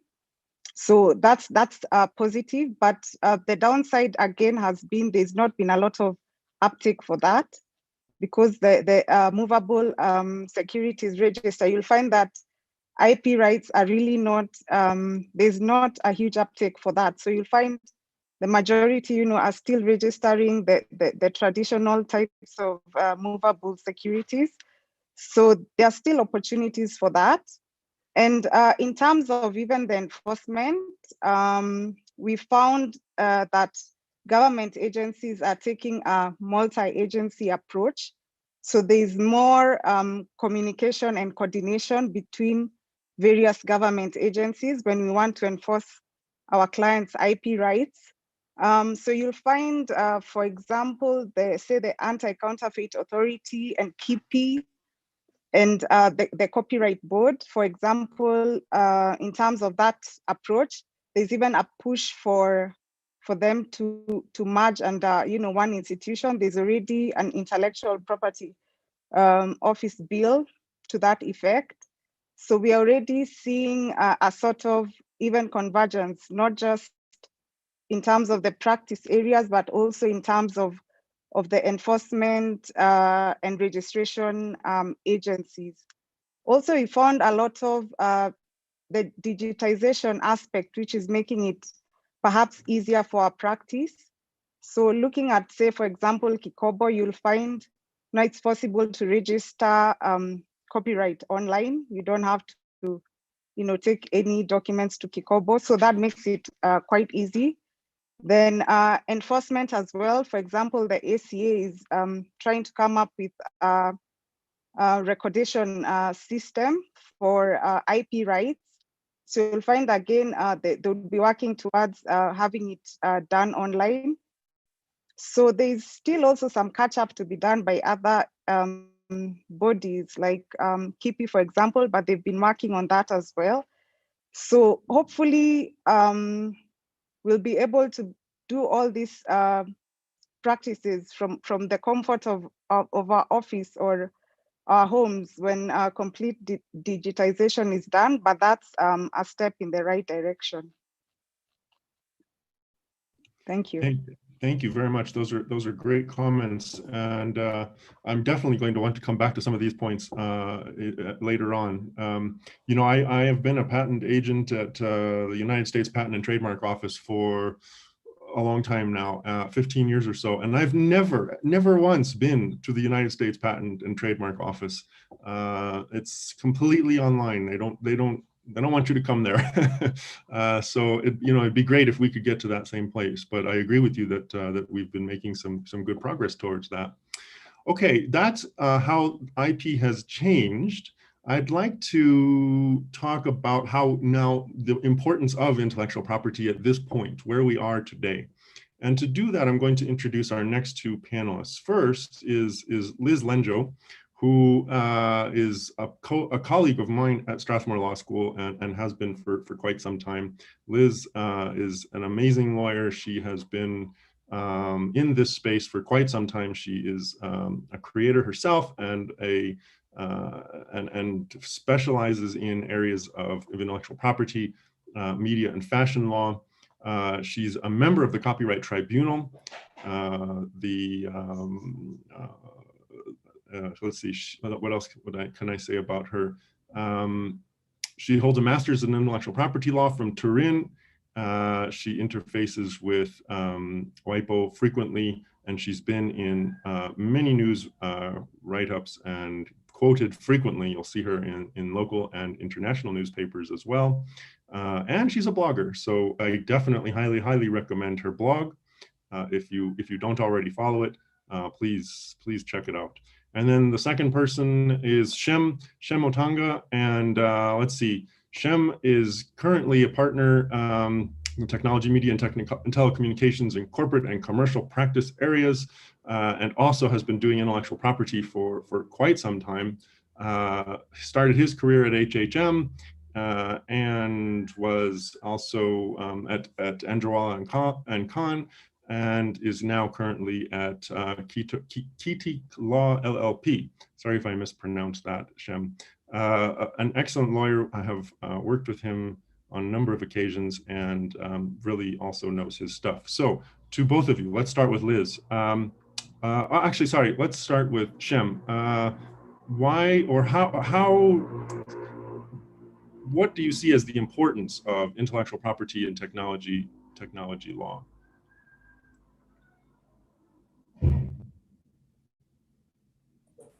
Shem is. Thanks. Yeah. Thanks, Isaac. Can you hear me? Yes. Great. Thanks. Glad to be part of such a great panel with my colleagues, and thanks for the invitation to be part of this. I think IP and tech law has become more and more important, and its importance is sort of proportional to the importance of innovation, the growing importance of innovation in our economy as a developing country. We're beginning to see innovation being given more and more premium as an element or as a driver for economic growth, considering the pressure that is being exerted on government and our economy from a rapidly growing population, scarce resources, unemployment and other socioeconomic challenges. Government is beginning to look to other drivers that are different from the traditional drivers of economic growth to sort of support a growing nation. And innovation is being looked at. It has been looked at by government for quite a while now as a possible alternative towards alleviating some of these social economic challenges and adding towards economic growth in Kenya. So we've seen, particularly from a policy perspective, government has been active from as far back as 2006 or thereabouts, Vision 2030 and the first innovation policy being adopted around about that time. We've seen other policy changes like the Ministry of Education having an added component of science and technology specifically, just to underscore the importance of innovation and science as well. In that capacity, you've seen a number of dedicated government organizations like NACOSTI, National Commission for Science and Technology and Innovation, and the Kenya National Innovation Agency and National Research Fund. There's another one. It's not really a government organization, but it's licensed by the Communications Authority, the Kenya Education Network. It's a not-for-profit organization, but it's involved in sharing educational and research resources through a government-subsidized communications network, broadband network. So anyways, we've seen lots of policy pushes in that direction to underscore the importance of innovation. And for me, that really points to the importance of the regulation as well that surrounds this ecosystem that government is trying to create through all these changes. So, and we've seen some tangible progress. Kenya has moved up, I would say, more than 10 positions, 10, 12 perhaps positions in the Global Innovation Index from the time when the government took over, the current government took over, to where we are right now. But as to whether there's an actual input in tangible numbers in economic growth that can directly be attributed to innovation and the legal environment surrounding that ecosystem, well, economists, I guess, are better placed to tell us that. But from where I stand, it appears as though there's a lot of good momentum in that direction. If at all it emerges that it's not really giving the outcomes that we're hoping for, I would attribute that to, say, challenges relating to funding of R&D. It's been inconsistent. At best, I mean, this is just my personal view, don't quote me, but there's lots of political involvement or political undertones that direct where finances are channeled in this country. And in many other countries, I'm sure. It's not anything that's uniquely Kenyan, but to that extent, there's been a hurdle for R&D, and of course, that stifles innovation. But I do believe that all these changes underscore the importance of innovation and the law surrounding that ecosystem. Just a nutshell. Great, thank you for that. You mentioned political and as well as funding shortcomings. Just an interesting fact is that at the United Nations, the United Nations organization as a whole, there is only one, at least at one point, and probably still today, there is only one organization within the UN system that is completely self-sufficient in terms of funding. And that is WIPO, the World Intellectual Property Organization. So they generate enough of their own revenue to completely pay for their own activities. So There's definitely an international need for that. Liz, I'll throw it over to you for further comments on this same topic. All right, thank you, Isaac, for the introduction and for the question. So I'll answer it on a point of view as a lawyer who represents the creative industry and how important IP and technology law has become. I think we have seen how the digital economy has grown in the last 10 years. We have seen how the creative economy now has become more prominent in everything else around us, right?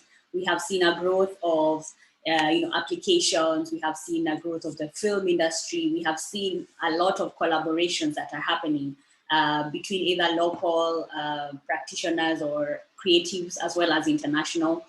And of course, with that growth in the digital economy, we have seen now more and more creatives embracing intellectual property and technology law. We have seen that they have become more aware that they need to understand some of the basics of the law to be able to run efficient businesses. And of course, with now the technology as well, it has opened up the possibilities for creatives to also educate themselves, which of course we have found as lawyers, now we have to be very innovative as well with our services, so that then how are we not replaced by technology? We have also seen government entities, as I think Lorna even pointed out, that government entities have now gone online. Now we have the NRR copyright registry that can be done online. We can see also Kipi trying in some ways to get online, not fully, but at least we appreciate their efforts, especially in light of the last year and its events. But it's been a very interesting position to be in. Again, we have seen a lot of member organizations in the creative industry lobbying for some of the laws to change, especially in copyright, the Copyright Act. We have seen a lot of artists, especially in the music industry, pushing a lot for some of these provisions. For example, the takedown provisions that we have recently adopted. We remember 10 years ago, there was this menace we knew as Warp Trick.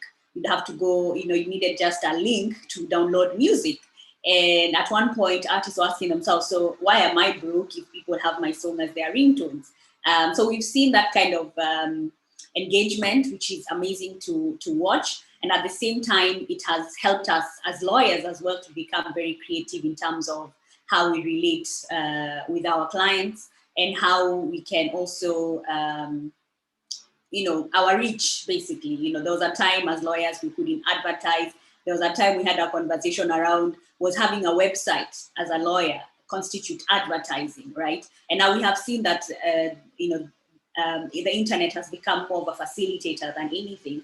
And we expect to see more and more growth. And I think we've also seen a lot of collaborations, especially with professionals and IT practitioners, because you find that now IT innovations have become a very big thing. But you find that the ideas come either from creatives or professionals, so we are seeing a lot of commissioned works, but how the dealings have now sort of advised everyone in this space to understand intellectual property and technology law. Yeah. Great, thank you. That's a great answer. Now I want to go back to Lorna and to John, and Lorna, you first.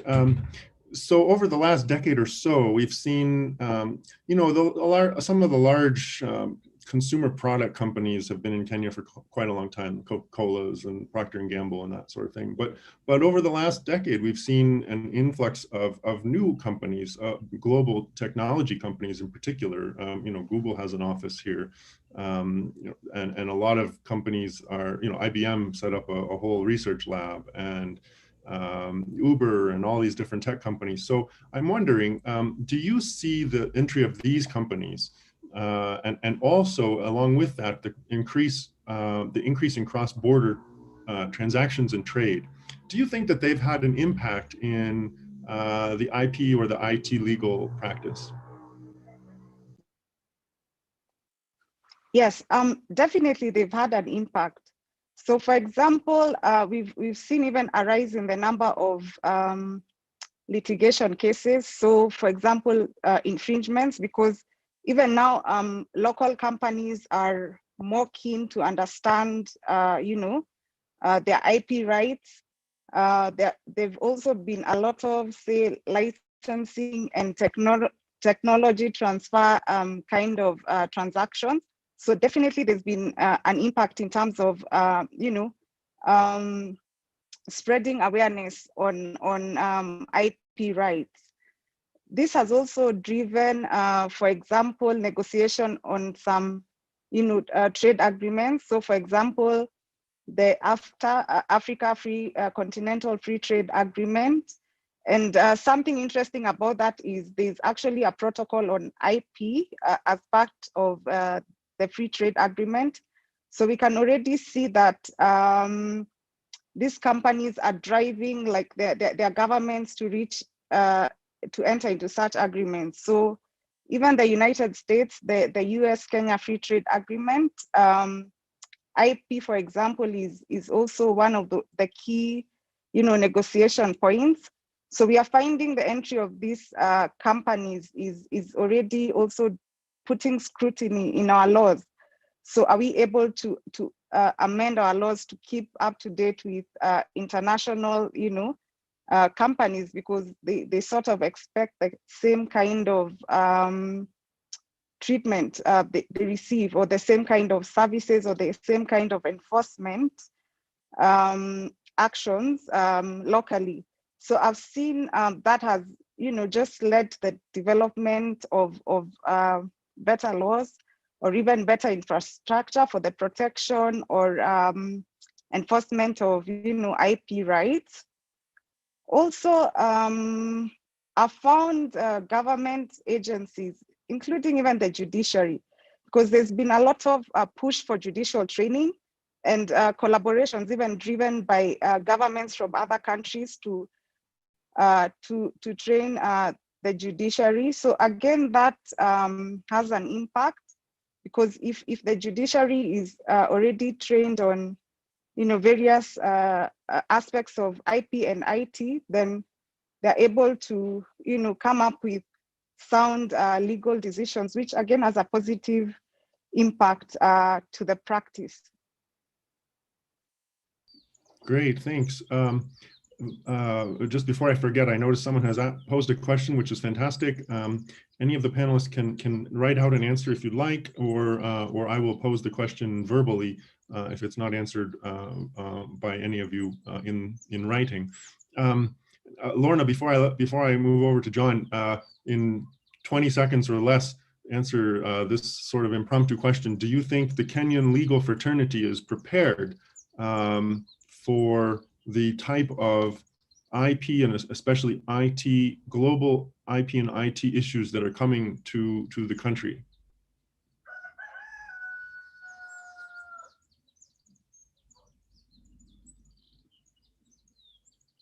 Oh, shit. Either I've frozen or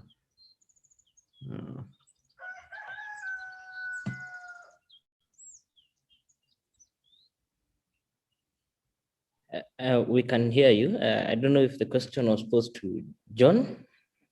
That was to Lorna, but it can also be to John. So she dropped off, I think. Yeah. Oh, she dropped off. Okay. Yeah, I thought maybe that was me. Okay, John, then over to you. Has the entry of these international companies changed the IP and IT space? And secondly, do you think we are prepared for it? Yeah, thanks, Alan. Yeah, I think it has on a few fronts. And this is also, I just quickly looked at the question that has been posed by one of the participants, and this probably would give some guidance to that. One of the things that has happened is that there's been lots of new work, interesting work coming in from these foreign investors in the market, because they're more savvy, more sophisticated in terms of what they want from the advisors, but also what they're looking to protect in a market. And they do realize the importance of intellectual property assets in terms of giving them a competitive advantage. So the in terms of what that has led to is on two fronts. One, a lot of upskilling and knowledge transfer from those clients via their lawyers, working with lawyers, advising them locally on these IP issues. So there's been a growth of investment in terms of understanding of what these foreign investors look for and look out for. If you're talking about, say, an IP issue or patent dispute, they want to know about some issue around copyright and the confluence with e-commerce and things like that. And there's a lot of cross training from the global lawyers who have been advising on some of those things, and that has passed on to the lawyers locally as well. Then the other thing that has also happened is that local corporates, local businesses, individuals who maybe in the past did not really see IP as something that will make them stand out in the market, distinguish themselves from their competitors. Because the foreign investors and foreign corporates have come in and have actually shown how important the IP investment and an IP asset would be to setting themselves apart from the rest through enforcement, and even in the deals that they're doing with local corporates. Local corporates have understood the importance of IP and have therefore started to invest and allocate larger budgets to their businesses in terms of protection of IP, enforcement, and trying to do the things that they've seen the foreign guys do in the market. And then also with the kind of partnerships, JVs that are coming in between the foreign entities that have come into the market together with the local entities. There's been a lot of knowledge transfer between those entities and the local companies or individuals who are working with them in developing or innovating in certain products. So there's been an increase in that as well. And then the foreign entities have also got large budgets, and so they've been investing in labs, innovation hubs, and helping young Kenyans or Kenyans who want to innovate and develop their skills in particular areas like, say, software development, app development, to grow, giving them exposure globally and also just locally as well. And that has helped also in terms of those young talents, young Kenyans who are getting into the field of innovation and creation to develop their skills, and then see that it's important to protect their IP. And so the whole interest and the churn in terms of IP has grown. The last thing would be all this has led to a lot of changes and drive towards changes in our IP law. As Lorna had said, our IP laws, our government is being pushed towards making sure that our IP legal system is just as good as what you find in more developed countries, which again would benefit not only foreign, but more importantly, Kenyans who are innovating and creating IP assets on a daily basis in Kenya. Excellent. Thank you. For all the panelists, I'd like you to think about and maybe throw in, if you get a chance, what's the craziest thing that's ever happened to you as an IP or an IT lawyer? And I'll answer that just to say that several people, not several actually, have come to me claiming to have invented M-Pesa, and some of them actually bring proof. So, you know,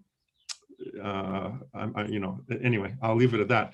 Okay, but more formally, I'll move over to Liz, and also this will go to John. Secondly, you have probably, I think you have a number of young lawyers in the audience, or aspiring lawyers, some aspiring, some earlier in their career, some of whom may actually want to start or at least join an IP/IT practice.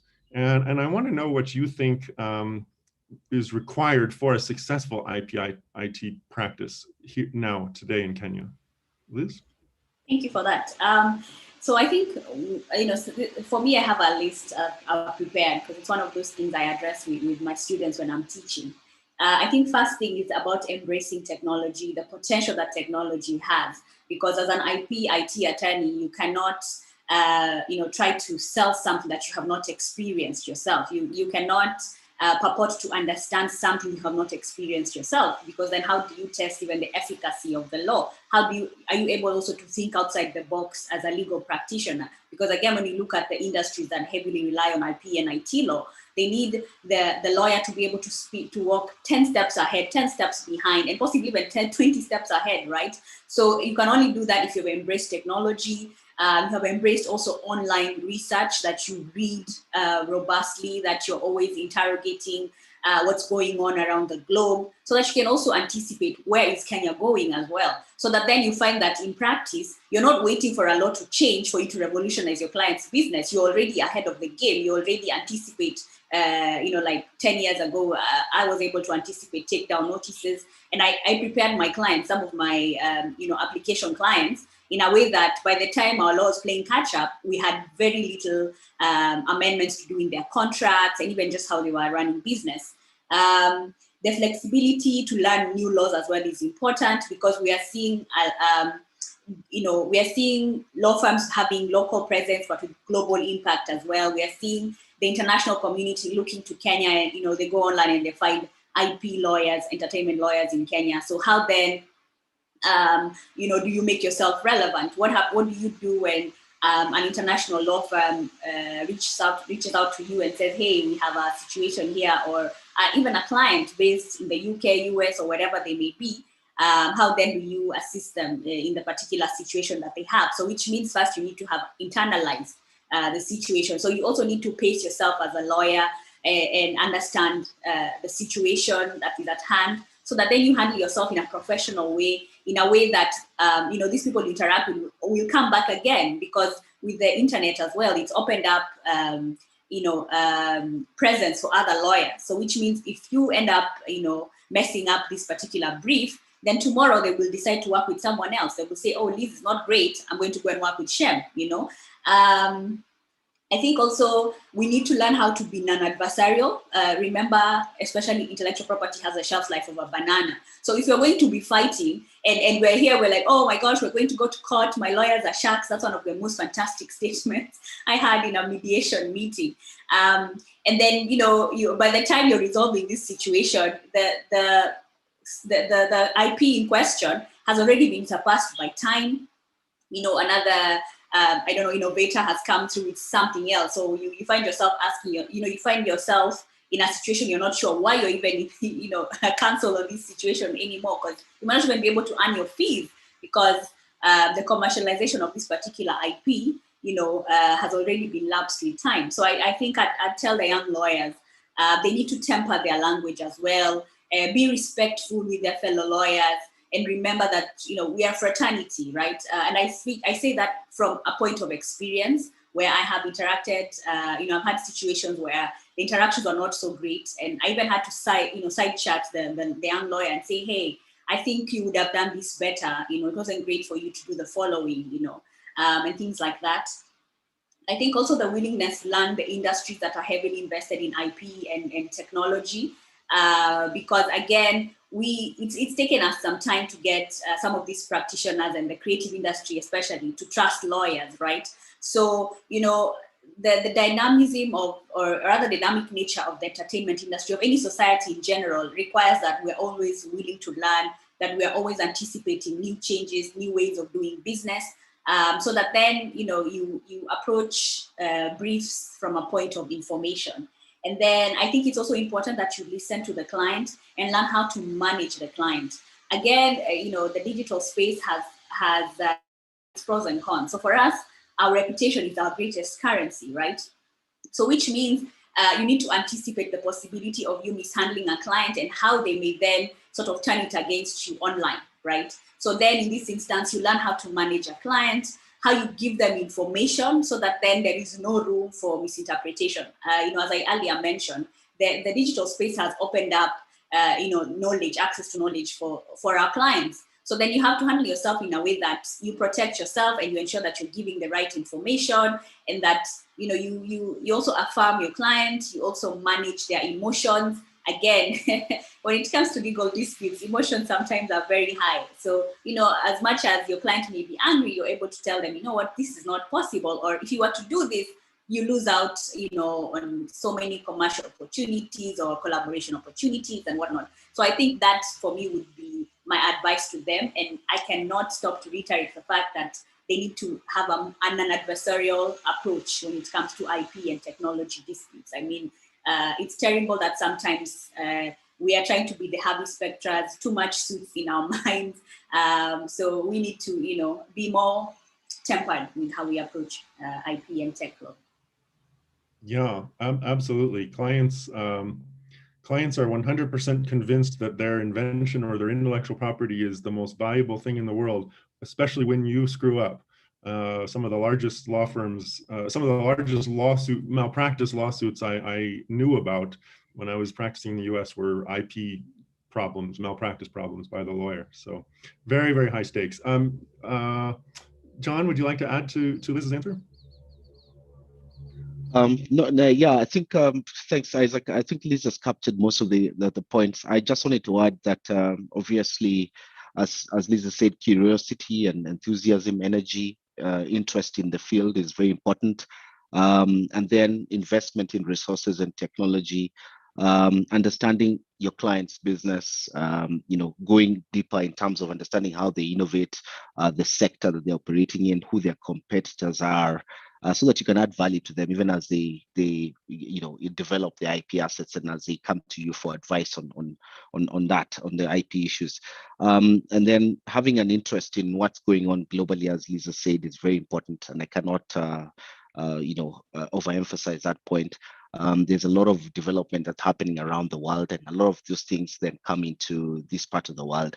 And IP is global at the end of the day. The principles are not very different. The legal protection systems might be different, but then the principles and the underlying issues are the same.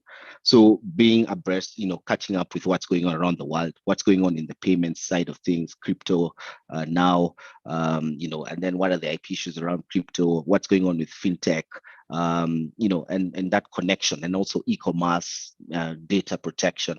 You've just got to try as much as possible to be up, keep up with what's going on around the world, and then add value to the clients. And it takes time, but then once you put your effort into it, I'm sure you will see the fruits of that, because it's always a question of this being a marathon and not a sprint. Yeah, I just love what you're both saying about keeping up with technology. Sorry to say this, but land transactions have been the same. Okay, the law may change a little bit here and there, but a land transaction is a land transaction, and a dispute is a dispute. But nobody had heard of NFTs a couple of years ago, right? And all of a sudden we have NFTs, even in Kenya, people paying tens of thousands of US dollars for a small computer file that's an NFT. What are the legal issues around that? This stuff changes so fast, so rapidly, and it's the stuff that a lot of young people are very interested in this stuff just because they're always exposed to it, and now you can do the law around it. So to me, it's the most exciting aspect of all law practice entirely. Lorna, let's see, you cut out for a second there, but I was asking you, and it kind of goes right into the next question, actually. I was asking you if you thought we were ready. Kenya, as the legal fraternity in Kenya, do you think we're ready? And I think I'd like you to answer that and also expand on that and tell me, how do we compare to other jurisdictions, locally, internationally, regionally? How does Kenya compare on the IP and the IT sector? And are we far from international best practices, or are we there, or what needs to be done to get there if we are far? I would say regionally we are a step ahead. I find we've enacted a lot of laws. Our practice is a bit more advanced. Internationally, we are trying to get there. So even looking at the Data Protection Act, coming up with an ICT policy, I would say not so many countries already have that, even in the region. So I would say that's a step in the right direction. In terms of even just a recognition of IP rights, it goes back even to our constitution that IP is recognized as property. So I'd say in terms of where we are at, there's good progress, but definitely room for improvement to keep up with international best practices. Revamp training, like in our institutions. So it's important to just emphasize on what's there, what the trends are, as Liz and John had mentioned. So it's important that even the legal, education in terms of IP is up to date, just to enable, the practitioners coming up to know what the challenges are. I would say even think tanks, it's good that, for example, CPIT has been, churning out some very good research. So it's an area where we still have, room for more think tanks, innovation hubs, which are already here. There's still room again for, more innovation hubs, just to promote, the IP legal practice. I would say also the judiciary, I think more specialization. So for example, do we need specialized IP courts or not? So there's still discussions around that, but in more advanced jurisdictions, you find they have really specialized IP courts and judges who are specialized in particular aspects of IP or particular aspects of, IT. So again, that's possibly an area where we could improve on, to just catch up in terms of international best practices. I would say also technology, we are working on it. So at least there's already even a task force that deals with, blockchain and has been advising even various government agencies on how that can be adopted. So it's good to see that we are still working, towards catching up with even, international standards. Great, thanks for that. Thank you. I think that's it. Okay, I'll turn it over to Shem for the same question. In the meantime, I'd like to ask each of the panelists to read through the Q&A. If there's a particular question you want to answer verbally, I'll give you a second to do that right after Shem. Shem, what do you think? Are we ready? Are we anywhere close? We're doing pretty well. What do you think? Well, one of my favorite things about IP law, I would say, is that it's pretty uniform across the world, and some people might stone me for making that my favorite thing, because some people say, countries are different and each country has its own unique circumstances, and each country therefore requires laws that are unique to those circumstances, and having a blanket TRIPS standard across all 200 or whatever number of countries you have in the world is not necessarily ideal. It might serve the interests of, certain larger countries, larger economies, and, on the right side of the negotiation table, and countries that have, a lot of power in their hands from a trading perspective. But then pretty much the idea is that African countries and developing countries really get the short end of the stick based on that approach. But I like it as a practitioner, and this may be a selfish approach, because it gives me a starting point in terms of understanding the laws of different countries and different jurisdictions, regardless of whether it's Kenya or any other country. I would be able to tell you, okay, fine, I understand that patent laws or patent protection would last for 20 years, for example, as a minimum, as an internationally prescribed standard. And so there's uniformity along those lines, as a TRIPS standard across the world. So in that respect, Kenya, that in terms of drawing a comparison with other countries, there's uniformity, I would say that. I touch also on what Lorna has alluded to in terms of in relation to specialized judicial bodies. She's absolutely right. I mean, other more advanced countries like the UK have, divisions of their business courts that are, are specialized from patents alone, for example. And this is not a tribunal, this is an actual court where the judge listens to nothing but patent cases from morning till evening.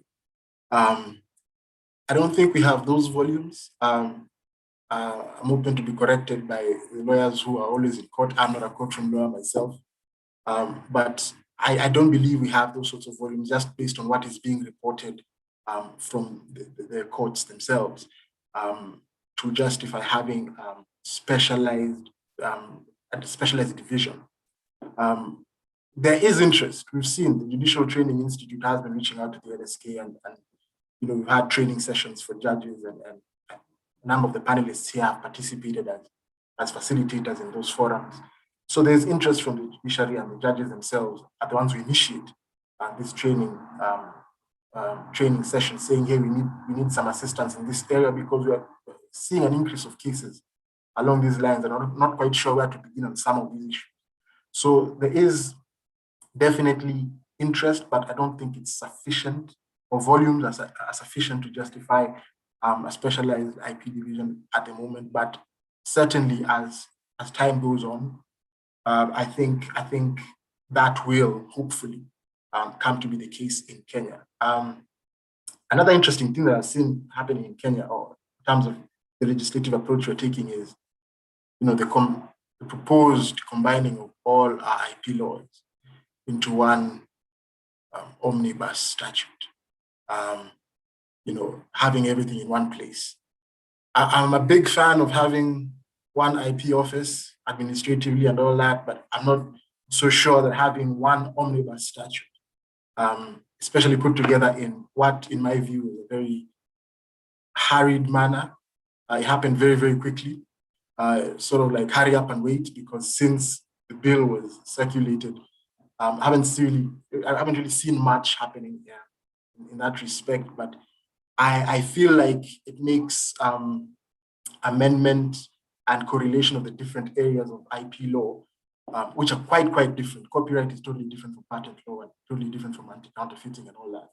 It just makes it a little bit more complex to have it all under one roof from a legislative perspective. Amendment can be a nightmare, especially where you have intersections, where you have one law referring to another, one provision or one section referring to another, and another referring to another. Amending one might actually have a ripple effect that might just might make it a bit more complex. Of course, let's wait and see how it plays out in practice. Perhaps my concerns are purely theoretical, and in actual practice, it may not be an issue. But I'm just a bit wary about that approach that has been taken. I don't know of too many countries that have gone down that path, but I guess we're leading the way in that direction. In terms of international best practice, I'm a big proponent for digitization. KIPI has been trying to digitize for a while, the trademark section and the patents section as well. I am aware that CPIT tried to aid the efforts of KIPI to digitize, by having a sort of portal of its own where people could do trademark searches. I recall, Isaac, you were behind that at some stage. I'm not quite sure whether you were able to complete that process. I know obtaining information may have been a bit tricky.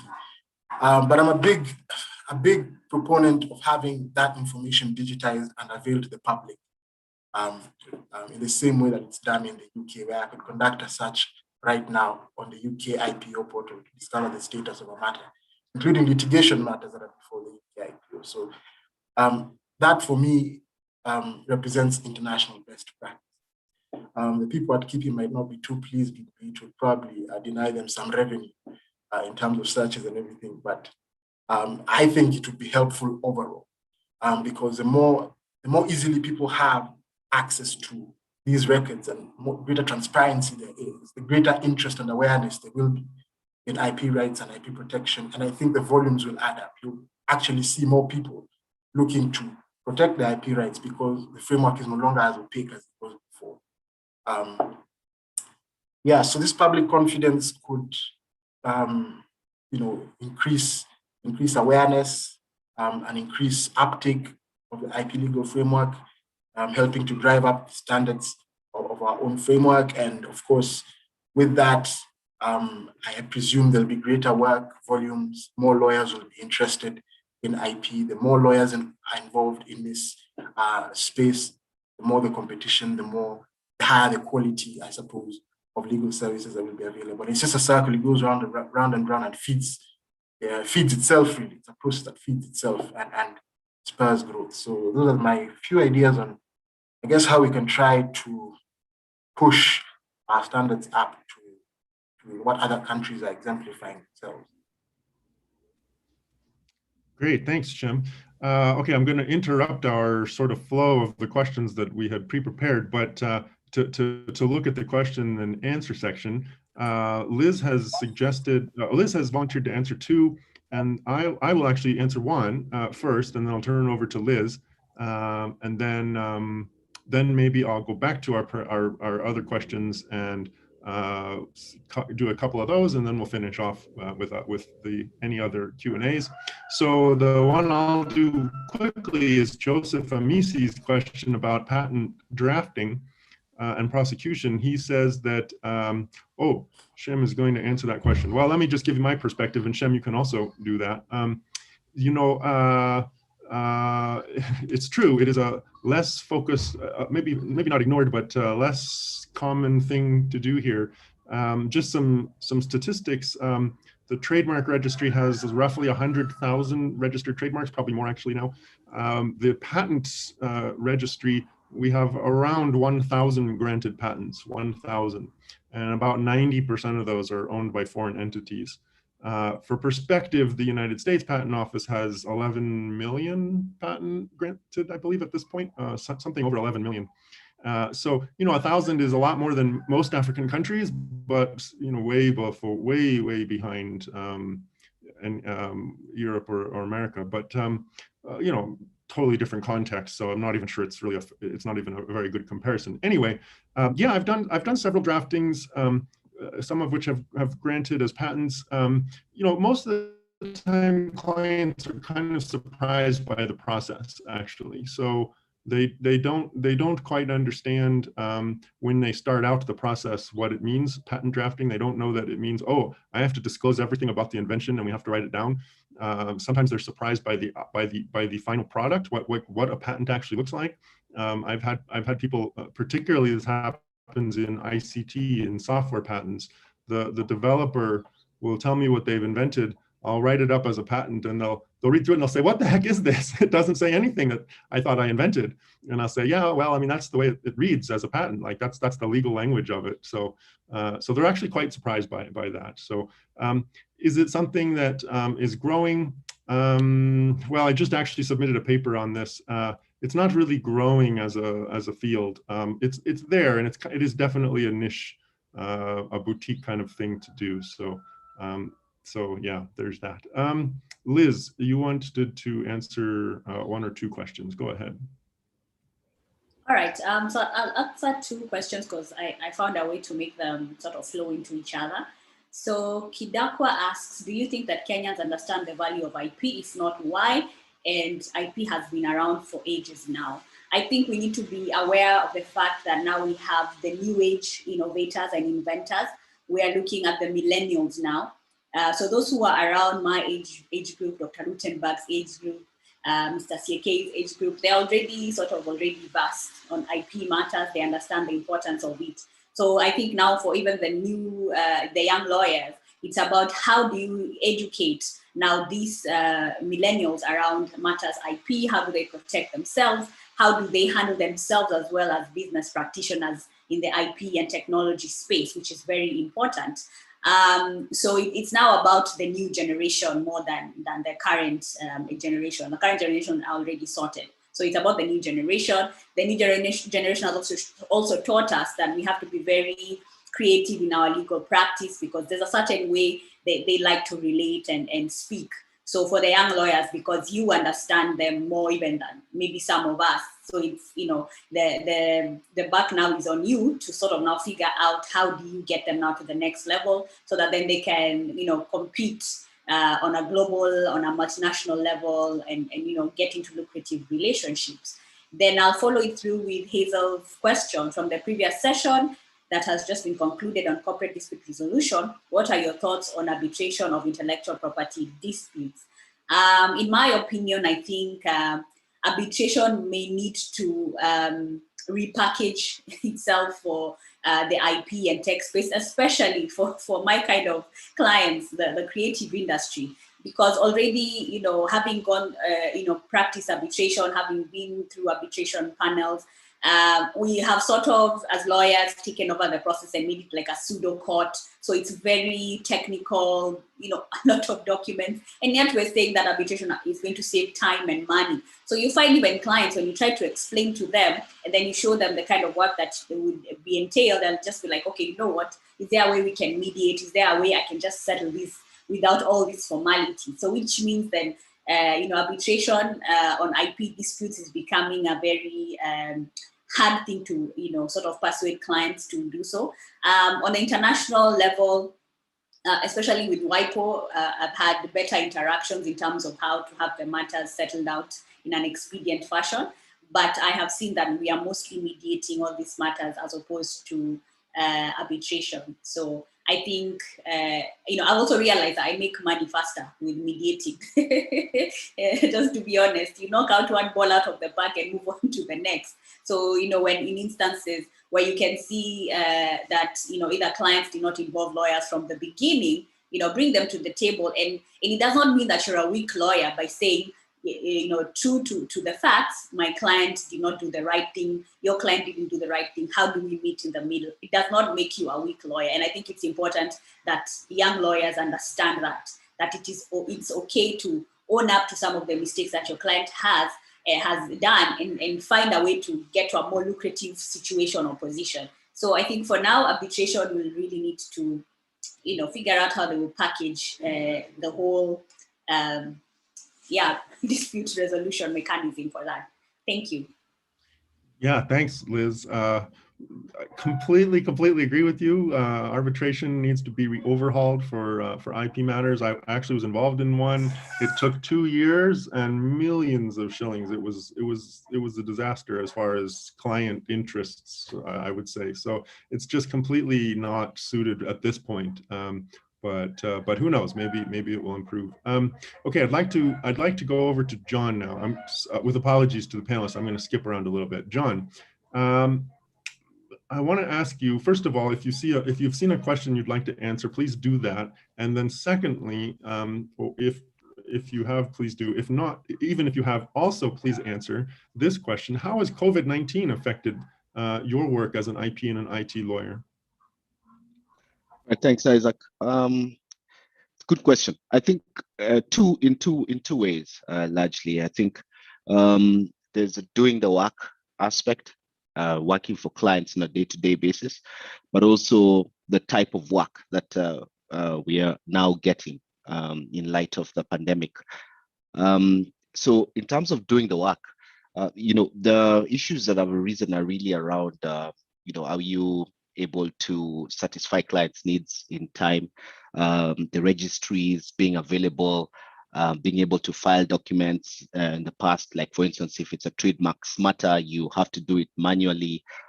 We don't have an online filing system like USPTO and other registries around the world, including South Africa. And so it was quite hectic at the time, and having to marshal resources within the team to see who can actually go and physically lodge documents, deadlines, signing of documents, do we use electronic signatures and that sort of thing. And then the workload in terms of working longer hours because of COVID, people are working from home, and their timelines are probably not as it was before. People are working at hours, so you'll find you're inundated with a lot of requests for your time and for things to be done at random hours, and you find that you really have a 7 day a week work schedule. So that's really what has happened with COVID, but also it has helped in terms of tweaking and improving our efficiency, and also helping with our investment, which you invest a lot more in technology, and it does drive the efficiency of your practice going forward to be able to achieve what the clients need in terms of your day-to-day. In terms of the type of work, which has been the most interesting bit of it, is that we've found a lot more work in the e-commerce side of things, internet law issues, issues around digital migration, businesses trying to become more digi-savvy, and the advising more senior board, senior management, CISO type executives on their boards for companies, because now They're trying to see what kind of advice can we get to be able to transit from being a brick and mortar business to being more attuned to what the world has become.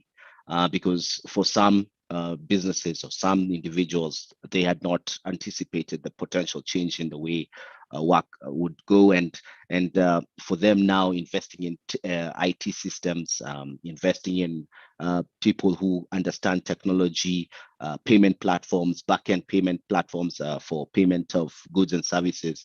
And so looking for kind of that advice from the lawyers on that has been an uptick in terms of the type of work that we are seeing coming. So that's really what COVID has done. I think it has done that for a lot of lawyers practicing in this particular space in Kenya. And I think it's going to be for the better, because I think that's the way the world has shifted. And so that's what we'll probably be doing going forward.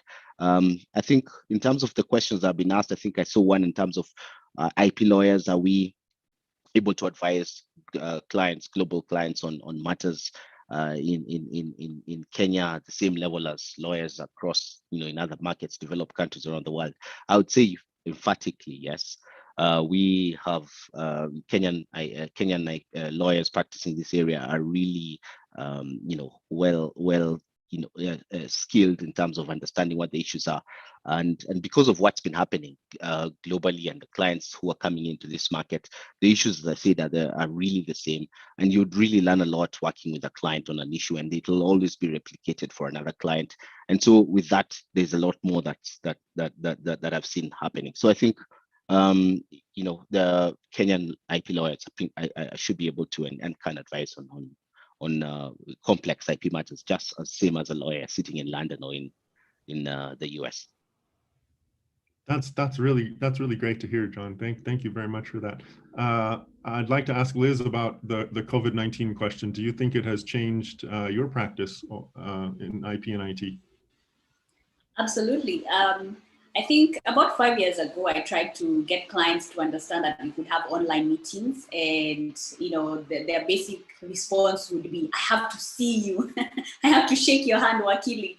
So, and now here we are, and I'm telling them, you know what? If we're going to meet in person, you're going to pay premium, but if we meet online, it's cheaper because I don't spend fuel, you don't spend fuel. So that has really changed. For me, it has also been a young legal practitioner. Now I have been able to interact with a lot of legal conferences and participate and network internationally and make new contacts, which has really helped a lot. On the practice side, I think 2020, 2021 has been the busiest I've ever been as a legal practitioner, having seen that most businesses went online, which has also I have found myself having to think outside the box because of the kind of clients I represent. So like last year, I had a client who's a fashion designer, Kenyan fashion designer, whose designs were being knocked off locally. And she could pinpoint who was actually knocking off her designs. So at this point, understanding that there's no money in the economy because it's COVID, and also figuring out how do you help this client so that tomorrow they will never say, "Oh, but IP services, legal services are very expensive. I will never use an IP lawyer again." I had to think outside the box. So in this instance, we ended up serving a caveat emptor online on our Instagram, on Twitter, and basically just telling guys out there, "Hey, look, if you're trying to buy these designs, make sure you buy them from this particular space. If you see this kind of images, they have been the copyright has been infringed upon and whatnot." So we were able to sort of figure out very interesting ways to practice law. Half of it we were not certain, but it made logical sense, and eventually we saw the benefits of that. And it also helped, help clients also build their goodwill and whatnot, looking at the kind of digital footprint that they leave behind, especially when there's, either copyright infringement matters, and also just looking at some of the case law that I have been privy to in terms of fashion law and seeing the kind of digital footprint that a client needs to have there. And in this particular instance, this caveat will help my client's brand presence even in future in terms of even accumulating their goodwill. Should they have an investor, we have some sort of trail that shows that. So that has been a very fascinating area of growth for me. And, it has also seen me now working away from Nairobi.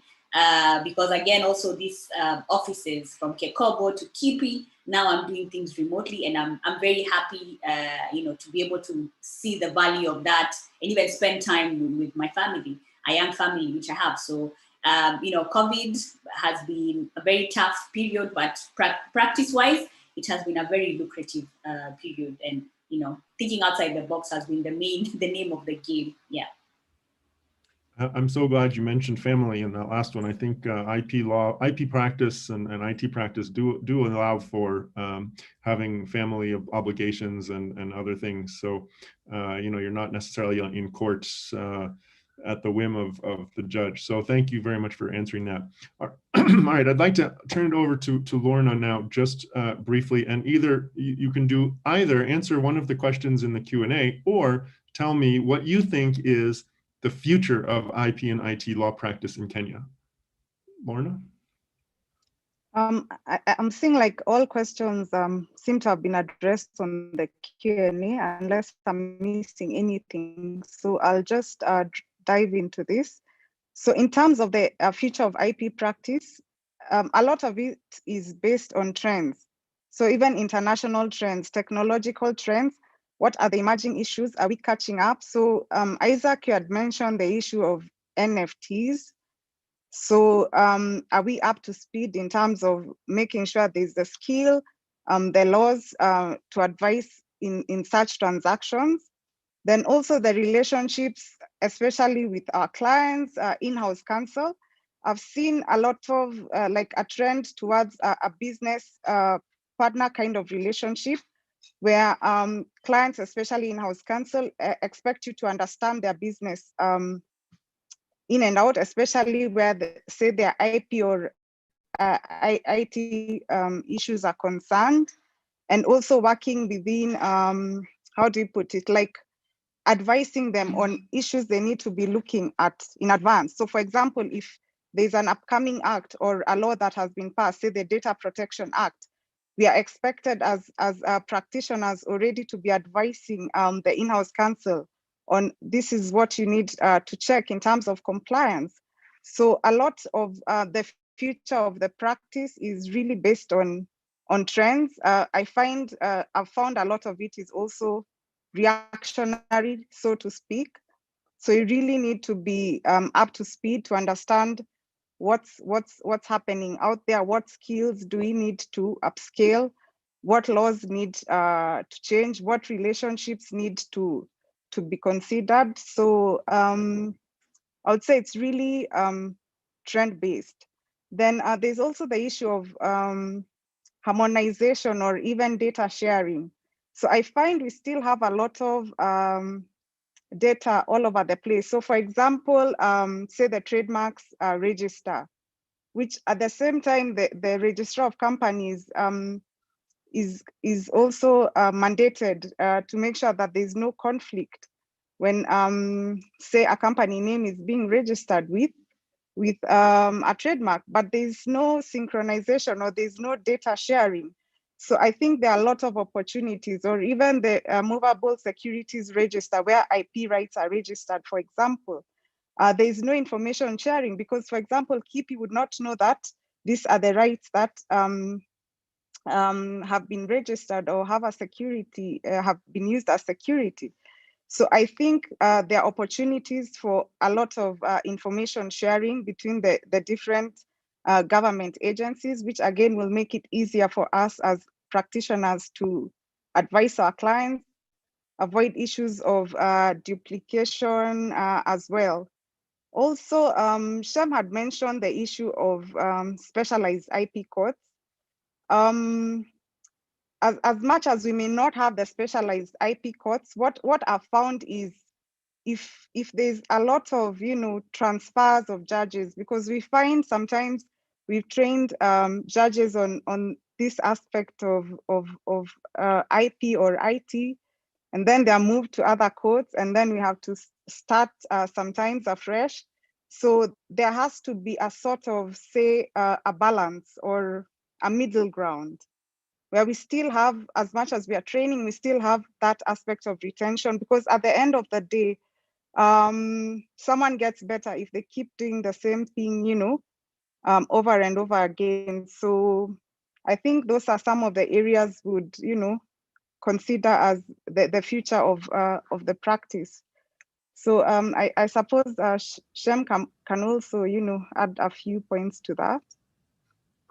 Well, in the interest of time, we have about less than 2 minutes now, so I'm going to have to wrap things up. And I'd like you each to have about 30 seconds to give us your closing statement, your closing idea about intellectual property and IT law.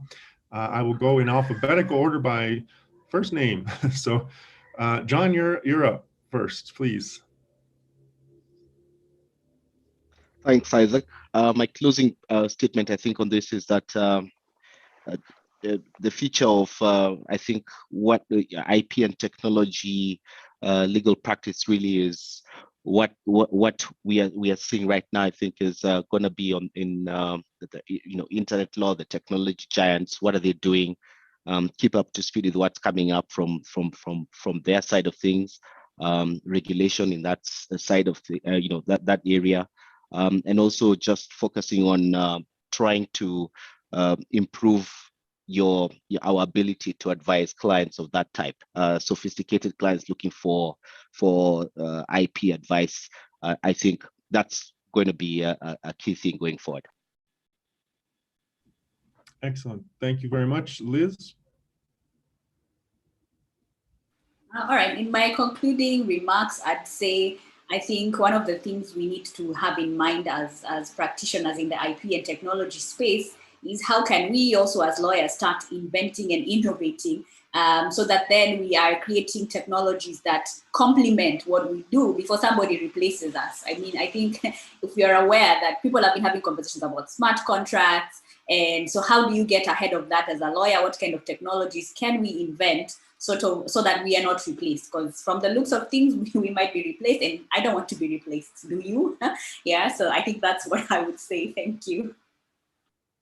Absolutely. I teach all my students to be aware of what's going to be replacing them. So Lorna, please. So I'd say we need to be nimble as well and adapt to the times, because sometimes I say it's not entirely being replaced, but you need to move to the next stage, because if you're doing this kind of work and suddenly it can be automated, then you have no business doing it. And you need to look at what other service or what other value addition can we give to clients that has still not been overtaken by technology. Excellent. Thank you very much. And sometimes this may be controversial, Shem. You've been the only controversial one here. Let me be controversial for a second. But most land transactions can probably be done by automated means. So a lot of this stuff might be obsolete, just as you've all said, not too far future. Okay, Shem, please wrap it up for us. Yeah, not one to shy from controversy, Isaac. And perhaps I'll conclude on that note. It's a theme that really has flown from the comments John and Lorna have said. Truly, there'll be competition from other quarters going forward for IP lawyers.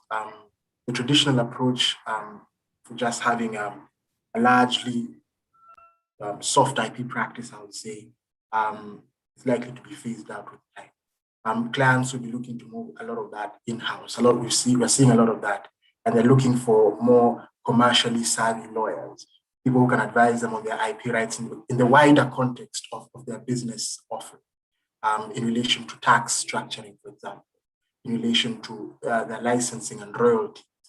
And competition is beginning to creep in from your audit firms in this space.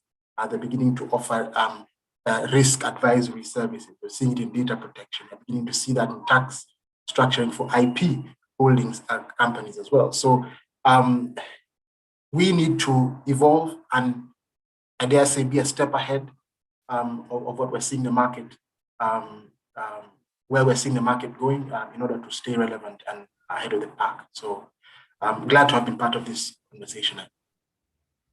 Thank you so much. Thank you to all the panelists. Thank you also to those who posed questions and to all of the audience members who have stuck with us through to the end. And I will now turn it over to Alan.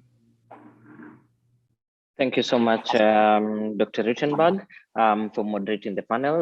We've learned quite, myself, I've learned quite a lot. And like Liz has said, I have to ship up or ship out. Otherwise, the technology is going to get rid of us at some point. Thank you to Mr. CK for his time as well, Ms. Mbatia, Shem, and Liz Lenjo for being part of this panel. On the background, if you get time, just go on Twitter. Our tweeting team has been on fire today. I think we've done over 200 tweets since morning. So definitely, I'm grateful for everyone who has been with us this day for the different panels, and especially this last panel for closing the day for us. So I'll hand it over to Ndegwa to close the day for us. Thank you. Thank you very much, Alan, and also shout out to the chicken that had also joined our panel throughout the panel. Today has been a wonderful day. We've had 5 panels, starting from the opening remarks by the President of the Court of Appeal, Justice Musinga. We had 25 practitioners, including 2 senior counsels. So it's been quite, it's really been quite the day. And tomorrow we still have the summit, and we have 3 panels tomorrow. So we have the M&A and private equity practice from 9 a.m. to 10:30 a.m.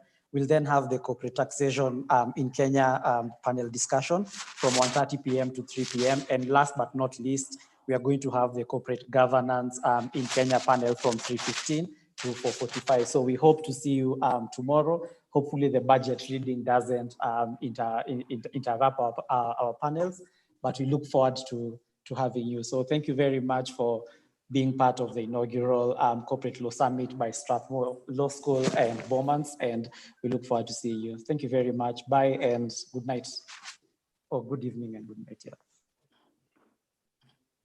Thank you. See you tomorrow.